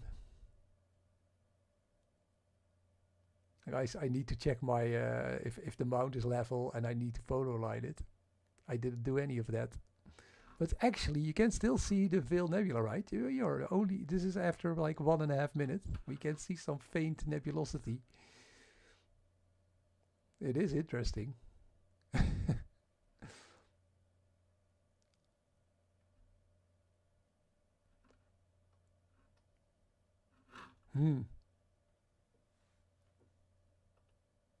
Can you also now switch to individual pictures? So this is the stacked image. But if I now want to see like only an individual image, can I then go back to settings? Can I now? I can now still go to single maybe. Let's see if that works. How does that work? Would it show a single picture then? Oh, it froze again. Yeah, actually it did. Here, look. This is a single picture. You see that the Dwarf 3 is now settling. It's tracking. If you give it a little bit of time, it will start tracking more accurately. I need to work on my English pronunciation. Some of you guys, you are native speakers, right? So maybe I can go I can talk to you to learn how to pronounce stuff. Oh, you can see here. Definitely not polar aligned.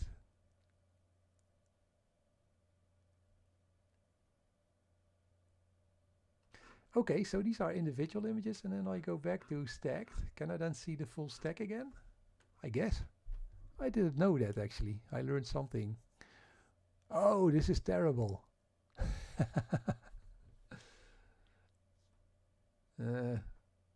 Okay, you can see actually the Vil nebula is pretty bright. When you get this after only like 20 pictures, like this is 3 or 4 minutes.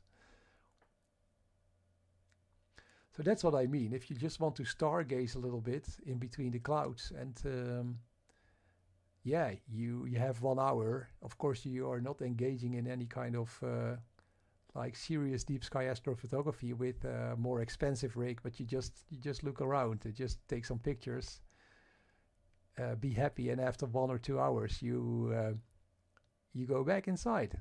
Or I am already inside because the Dwarf 3 you can connect it to your home Wi-Fi network. So you can do some kind of astrophotography also in winter time, because sometimes I go months without actually seeing any clear skies here in the Netherlands, especially in December, January and February. And yeah, if you do have like a little gap in the clouds, it is nice to do something, right? Of course, you can process your images you took with your advanced setup, or maybe reprocess it, but this is also a nice way to spend an evening.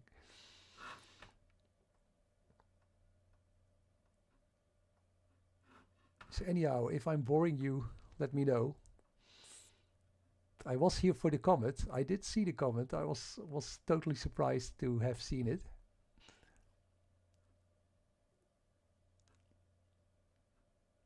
So let's see in the chat. Are you talking about... You're pretty good in English. Nah. I'm not native English speaker who has been living in the US for the last 24 years. Okay. So then you have become a native speaker, right? Or not?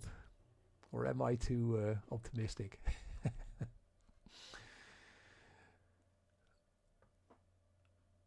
Comet nog steeds abiosis? No, the comet left the horizon. I think it was in the Netherlands. It was up until, what was it? A little before 9. Like about 9 o'clock, it hit the horizon. And I'm at 52 degrees latitude. So if you are lower, if you are like at 40 or like more towards the equator, you will be able to see the comet higher up in the night sky. Is that correct? I think that's correct. So when you're closer to the equator in the northern hemisphere, you will see the comet higher up in the night sky. But in the upcoming days, it will climb. So hopefully we will get another clear evening. And right now, so after that, after it's set below the horizon, I just imaged the moon, and now I am tracking the Vil nebula, as you can see. So this is the Vil nebula. You can see a faint sliver here. It's actually interesting that with a full moon we can still see a little bit of it. And the Vil nebula is, of course, a supernova. Is it a supernova? No, it's a star that went supernova. Am I correct? A couple of thousand years ago. And this is still, these are still the remnants of that supernova.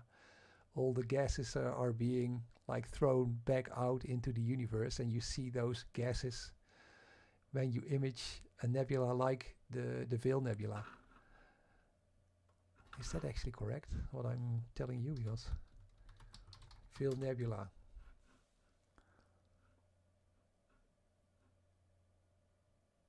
A cloud of heated and ionized gas. Yeah, it's like ionized hydrogen and oxygen, one of the most common gases in the universe. And these ionized hydrogen and oxygen gases, they transmit light at very specific wavelengths. And, oh, sorry about that. I'm not, let's put that screen back there. And like if you use a duo band filter, so can I show that again? So we are using here, you can see filter is the dual band filter. Actually it captures ionized hydrogen and oxygen light, so it transmits light in those specific wavelengths while blocking a light in other wavelengths, and that allows you to only take like hydrogen and oxygen light into your frame, into your image, while trying to block out the moon and all other kinds of stuff that is like my soccer club practicing tonight, and so on. So there's a lot of light pollution in the city also, so you can block that out decently with a duo band filter while still capturing these ionized hydrogen and oxygen nebulas. Nebulae or nebulas?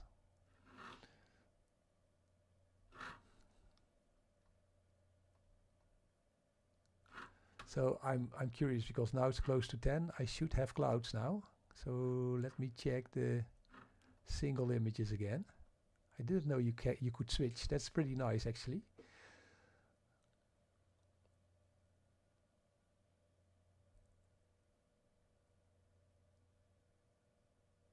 It's still not cloudy, not too cloudy.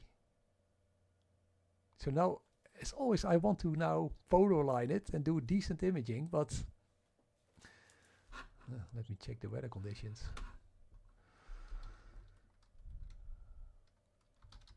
Cloud radar. I could show you the cloud radar also if you want. So my cloud radar predicts. Oh, no, it's. Yeah, there will be clouds, but it's like maybe it is a bit hazy, but not too hazy to not image or something like that. If that makes any sense. Should I polar line it? Why not actually?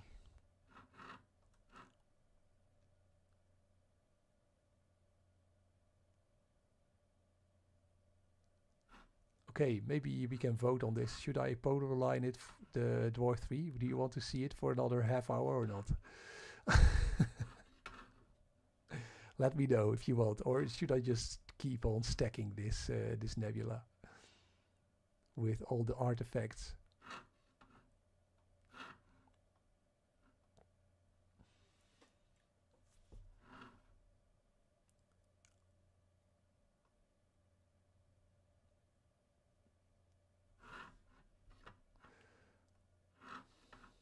Supernova 5,000 to 8,000 years ago, yeah. So Bommeltje agrees. So star went supernova 8,000 years ago, and we can still see like the expanding gases of that supernova, which is really cool. And how big is this is the Westville Nebula? It's like a couple of light years big, right?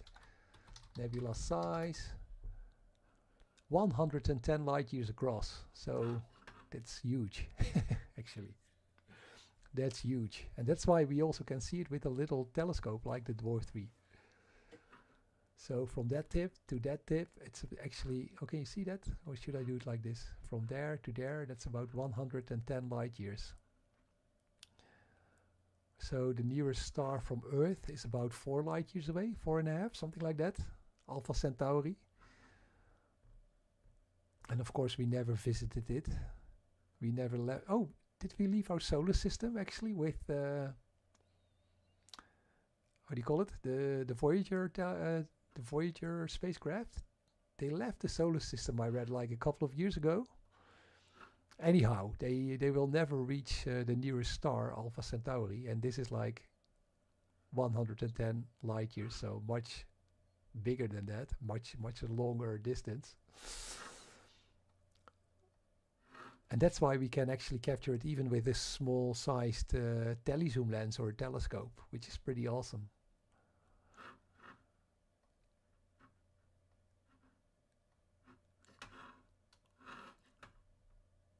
So, people, you're still around. Hi, guys.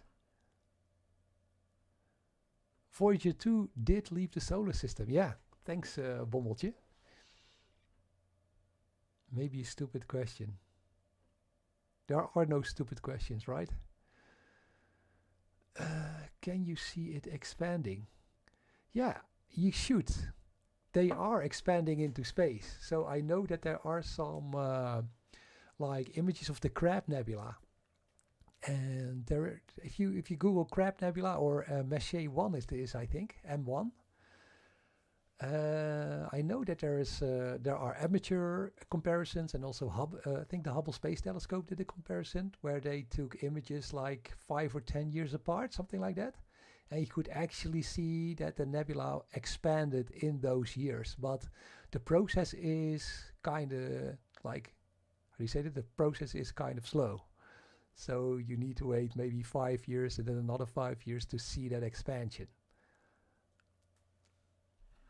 So definitely not a stupid question at all. These things are, nothing is set. Everything is moving in the universe, and you will be able to pick up those differences. But it's just that these stars and these objects are so far away, and you need, of course, a decent sized telescope to see that expansion happening.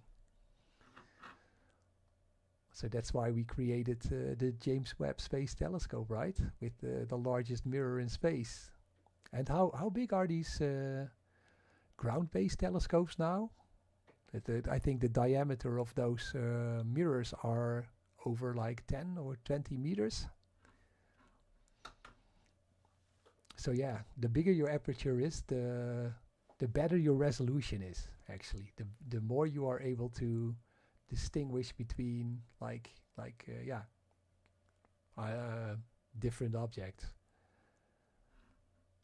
And also the more light you can catch, and the farther you can look back into time.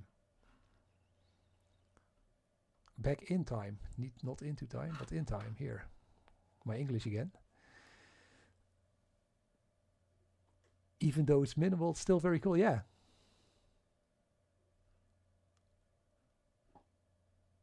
We are still here. Yes, Eddie, you're still here. So, you know, yeah, I'm always questioning this, but maybe I should do some live streams for people who subscribe to the channel, right? Because on the main YouTube channel, I normally think a little bit about doing like my videos. So if I'm going to review a telescope, I first want to use it for a couple of weeks and think about, really, you know, do some thought processing and think about what I want to say, and do some decent testing before I throw anything online, throw any video online. So I'm always a bit hesitant to just live stream everything. But with something like the Comet C 2023, that's, I know, like a naked eye comet, you only see that once every, I think the last one I saw with the naked eye was back in 2020. It was Neowise. So guys, if you like this, definitely subscribe to the channel. Maybe we can hang out maybe with subscribers who are interested in just live streams like this, or maybe I can use another platform. I know a lot of people use Twitch and everything, but anyhow. Scripted versus non-scripted. Yes, Ed. I'm fine with non-scripted for capturing a comet, but I would like to do more research when actually reviewing a product that costs hundreds or even thousands of dollars, so that people get some good quality information on that. So yeah. Anyhow, enough about me. Now that Veil Nebula is really showing up. So obviously we still have some star trailing, but here we have 61 images stacked, so times 10 seconds, that's 610 seconds. So that's about 10 minutes. So pretty nice. After 10 minutes already, we can see the Veil Nebula.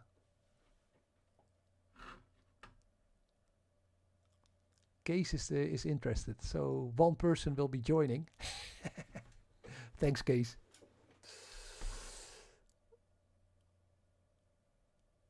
Stargazing together is more fun than alone. I definitely agree with that statement, Case. Or is it Caseify, like Spotify, but then Caseify?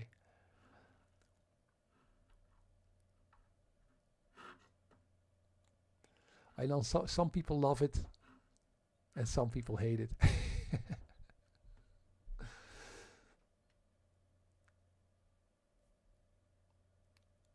I'm actually surprised that this is a full moon out, and you can also see, I think, or the winds died a bit, or the Dwarf 3 is getting more stable in its tracking. But anyway, it's you can see the stars getting more centered, less elongated than it was. They are still elongated, by the way, but I think I'm getting better single images. Let me check.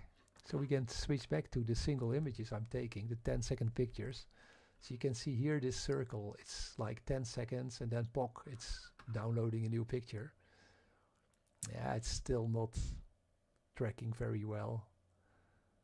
So this, and remember, I just put that the Dwarf 3 on my rooftop without thinking. So I didn't even level it. I just wanted to capture the comet when I saw the clouds dissipating at 8:30.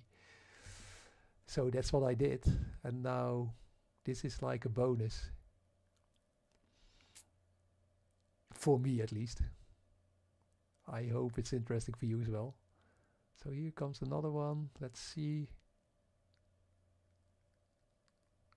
Yeah, nah, it's... Whoa, that is definitely not... So there are some wind gusts, I think, and then... there are some big wind gusts, and I'm not using the best tripod right now. Here, you can see it. Whoa, big wind gust, I'm sure of it. I can actually hear it now, outside. So yeah, what do you need for astrophotography? No moon in the night sky. So this is the stacked picture again, by the way. So no moon in the night sky. You want no wind, or as little wind as possible, or you want maybe a wind screen to block the wind from hitting your telescope and your mount, or your Dwarf 3 or your smart telescope. Whatever you use. What do we need? We don't need any light pollution. Light pollution, like in the city, is very bad. Now we can block out part of the light pollution, like I showed you, and even some moonlight, but of course you still will get suboptimal images. So we don't need any light pollution from the city, and we want as little atmospheric turbulence as possible. So the higher you are up in like up a mountain or up a volcano, or like, I think it's like when you are up 1500 or 2000 meters, kilometers, what's that? Maybe 1000 miles, something like that. You will notice that the atmosphere, when you have clear sky, the atmosphere will be much more stable as compared to being at zero. So actually here in the Netherlands, we are actually below sea level. We have some big dikes blocking the sea from entering our country. So we are below sea level, so we have a lot of atmospheric turbulence to deal with. And I'm not talking about the weather, it's about the same as in the UK. So lots of clouds, lots of rain. So lots of folks migrate to maybe Spain, Greece, or sometimes the Canary Islands on a trip, on an astrophotography trip, to get to decent skies, to get to beautiful night skies, and capture beautiful images. But that being said, I still have a lot of fun in the Netherlands doing astrophotography, and I think I get some decent images when using my Edge HD telescope or other setups I have. So I'm enjoying myself nevertheless. And I think lots of folks, they have just jobs in similar countries like Canada or the north of the United States, or maybe Berlin in Germany. That kind of, they are all on similar latitudes, and they are, I think they are experiencing similar challenges as I am doing astrophotography. So anyhow, what is the meaning of life? 42. Oh, you read the Hitchhiker's Guide to the Galaxy?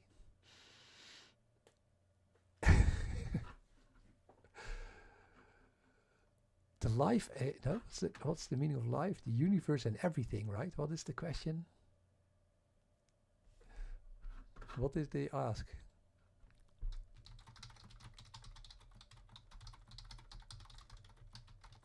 Yeah, what is the life of the universe and everything, right? 42. No, what is the meaning of life in the universe and everything else? What is the exact sentence actually?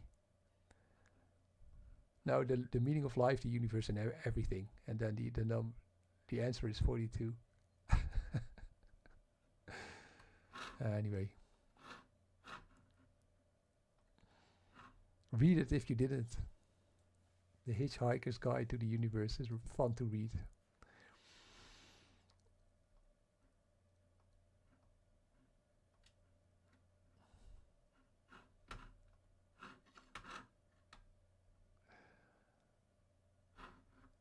Still clear skies? I can't believe it. Should we do another target? What is the meaning of life, the universe, and everything?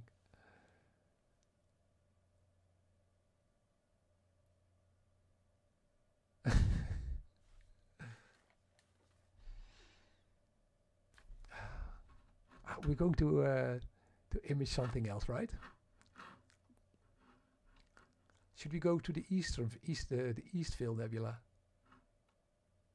Like Eastvale or Easternvale? Can I use the atlas when I'm stacking? Let's see. Apparently not. I first need to quit the session. Okay. I'm not going to use this. Am I going to? No. I'm stopping. Executive decision. We're going to another target. But not a broadband target. Not with that moon. We need a narrowband target.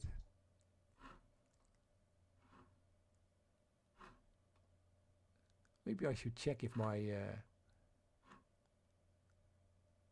Here, you can... This is the live view. You see what happens here? It tries to track, but it moves around a lot, you see? I'm just going to check upstairs, see what the weather conditions are. It's always good to go outside when doing astrophotography.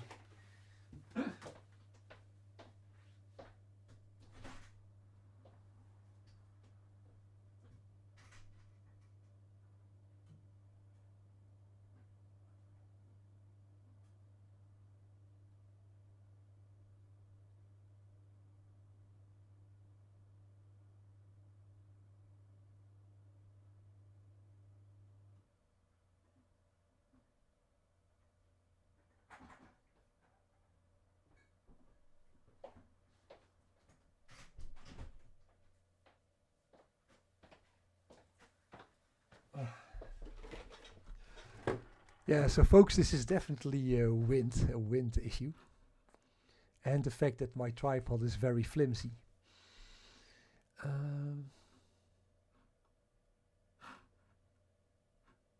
Whoa. Okay, we're here. No, we're not here. We were in... Yeah, we were there, in Cygnus. I'm going to try to use my smartphone. Coldwell 34. Is that the Eastvale? I think. No, it's 33. Okay. Is there anything else we can watch? The clouds in Cygnus, maybe?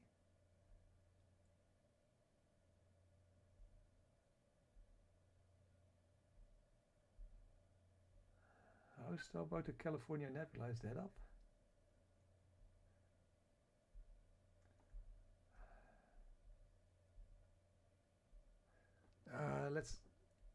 Let's go to the Eastvale, right?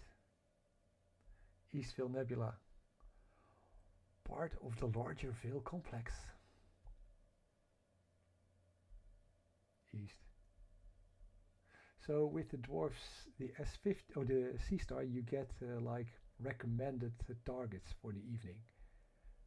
That's something the dwarf could do as well.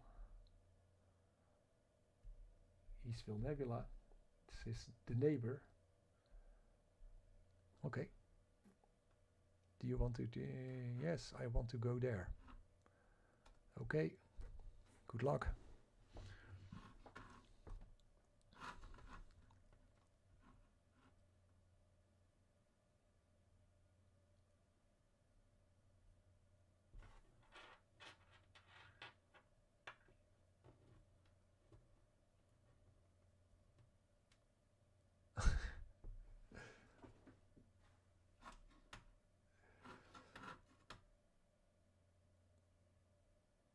It's a great book. Oh, we're still talking about yeah.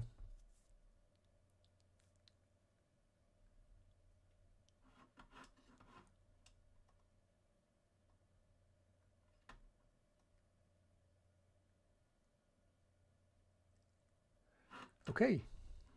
Let's just hit shoot. No, not continue current shooting. No, no, no, no, no. That's not what you want to do.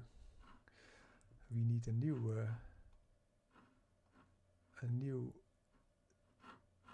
stack. Oh, settings. I cannot change anything.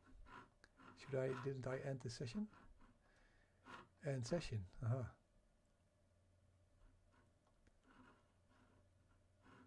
Okay. Go.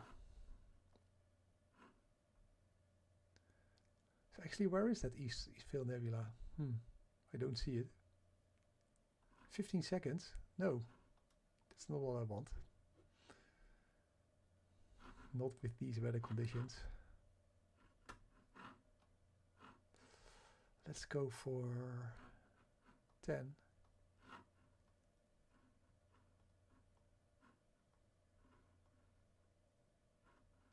Tally. 10. 100. Do event. He set everything back to some kind of default.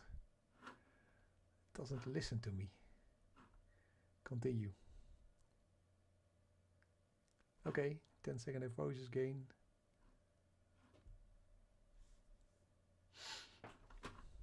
Okay, guys.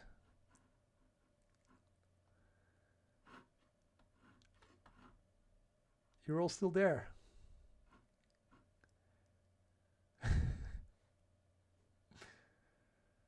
So I switched to the Eastvale Nebula now, and I'm still waiting for the clouds to hit the sky here.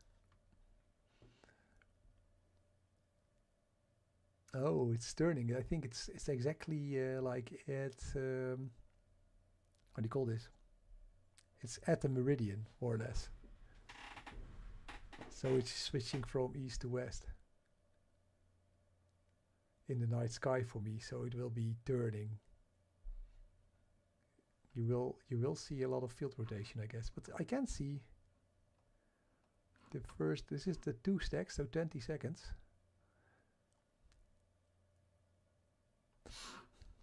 Okay, this is the final one, really. And then I'm calling it a night because it's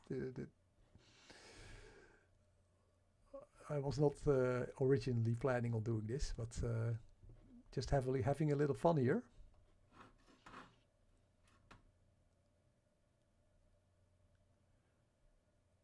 Would you like some privacy? When I want some privacy, I will end the stream. But thanks for the suggestion. Yeah, I know. No, it's just when I'm just like setting up the telescope settings and everything, I get totally absorbed doing that, and I'm not watching the screen, the live stream, or the kind of chatting you're doing amongst each other.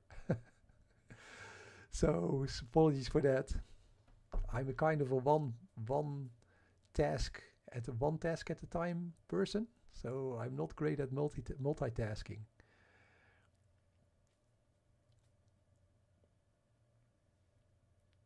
How is the schedule mode? You keep on talking about the schedule mode. I don't have any schedule mode. I don't know what you mean. I don't have it. Curves, settings, atlas, calibration. Where is it? Darks, EQ, calibration. Maybe it's in an update, or it's in the beta version. Can I see like what kind of version I'm having? I don't know. Actually, I know there are other, but actually scheduling is I mean, it depends a bit on your skies, I guess. But for me, I would not use it so often, the scheduling. Of course, it would be nice to, if you want to image multiple targets in a single night, to have scheduling, because then you take maybe 2 or 3 hours in with a smart telescope, and then you move automatically to another target, and you just go to bed or something, and you wait until the next morning, and hopefully then the Dwarf, your smart telescope, has visited all the targets you wanted to see. So that would be great, but again, I don't know where it is. I didn't check it out yet. So Astro, this is Astro mode, taking dark frames. I didn't do that, by the way. Settings, shooting. Yeah, this is. Yeah, that is actually nice. You can just back out of the app and then reconnect to it, and then you will just see the stacked image. So the Dwarf 3 continues to function even when you left the app. You close the app. It is on their website, Omar. It's in their website. Is it also in their app? If it's in their website, it should be in the app.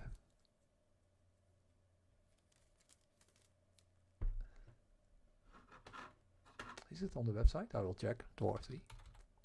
Dwarf 3 scheduling.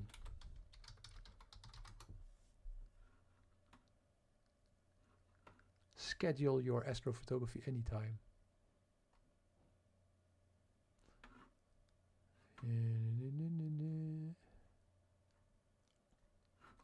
How do I actually share that? Let's see if I can show you my... anyway, you cannot see my features. Cannot see my website here.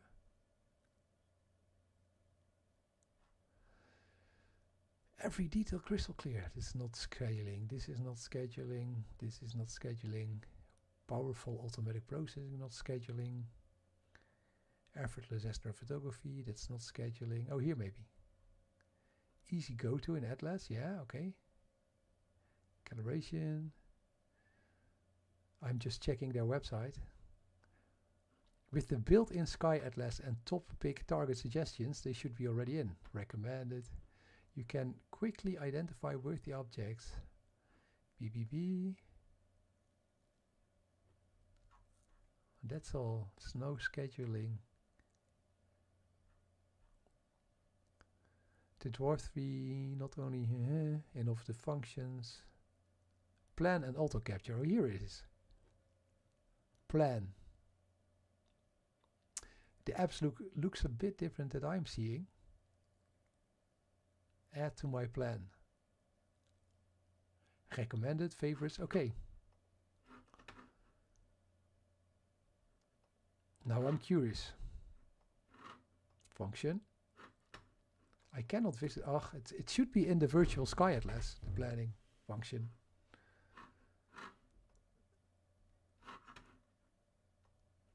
Do you want me to check it out?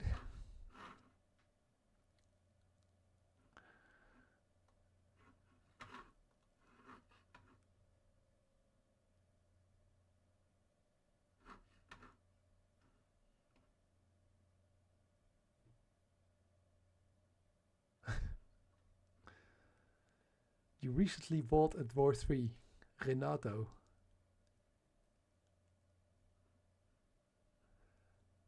Congrats, I hope you will have a lot of fun with it.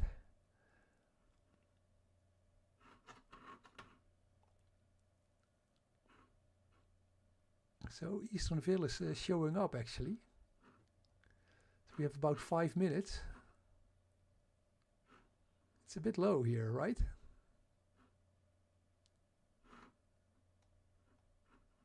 Here it is.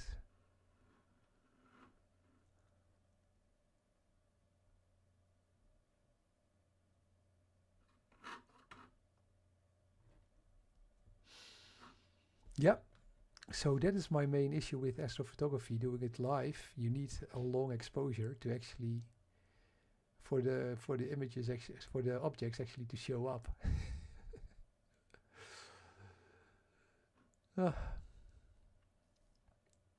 But we are at 5 minutes. You can already see the Eastern Veil Nebula here. So definitely nice.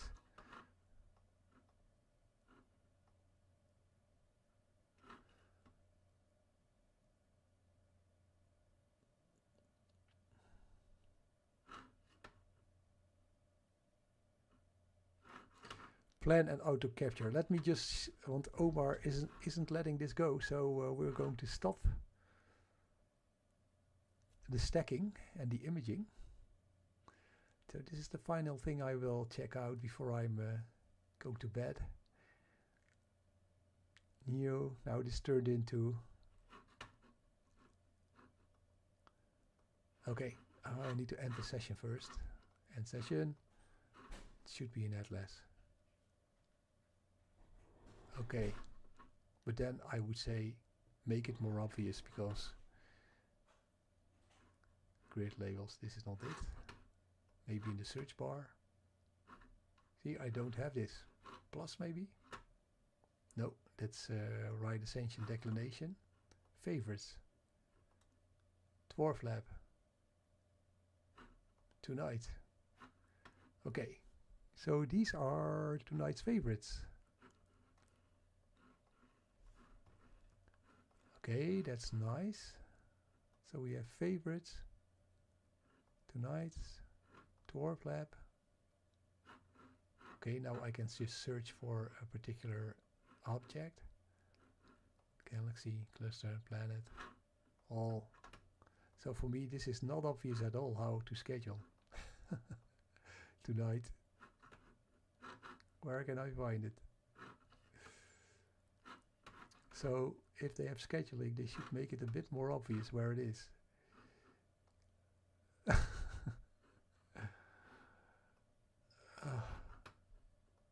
I really don't see it. Do you see it?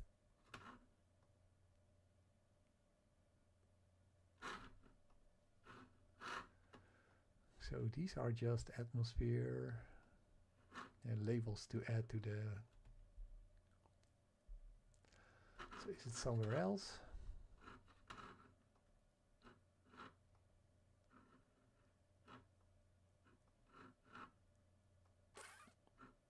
Settings. No, I think it should be then in the Atlas.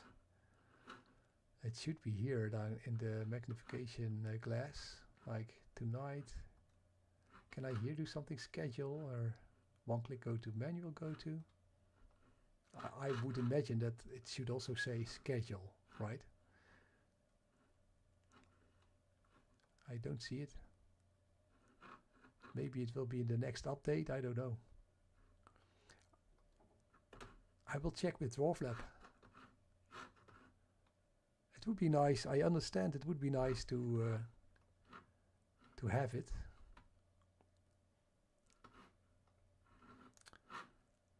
Okay.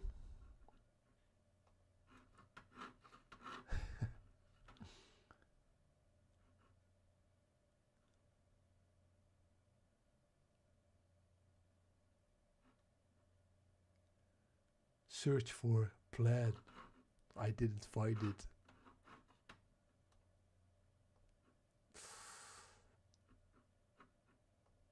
I mean, if it should be more obvious than this, right? Search for plan, really?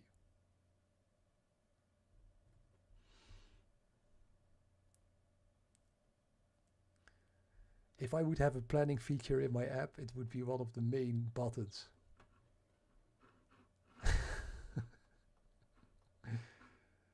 Okay. I'll give it one more go, and then I'm done with it. So what you're saying, Atlas, and then search for plan? Seriously? Plan? You're not kidding? No. That's not how it works. Planetary nebula, yeah. Okay, guys, I will check that out later. And on that note, because this was a live stream about catching Comet Atlas, we did see it. It was great. Thanks for watching. I will end the session now, and yeah, if I have a chance to see the comet again, I will go live, and I will think about doing live streams. Maybe not on my regular YouTube channel, or maybe a subscriber live stream. That could be something. I will think about it. I will maybe ask you. I will ask my community if they would like me to do that more often, and we'll get back to you on that. But thanks so much for joining, and if there's another opportunity, I will see you again to catch Comet Atlas 2023. Do go out and try to see it, because it's not so often that we can see a naked eye comet in the sky. So see you, and good night or good day, depending on where you are on the planet. And have a great time. See you later. Bye bye. Oh, and of course, clear skies.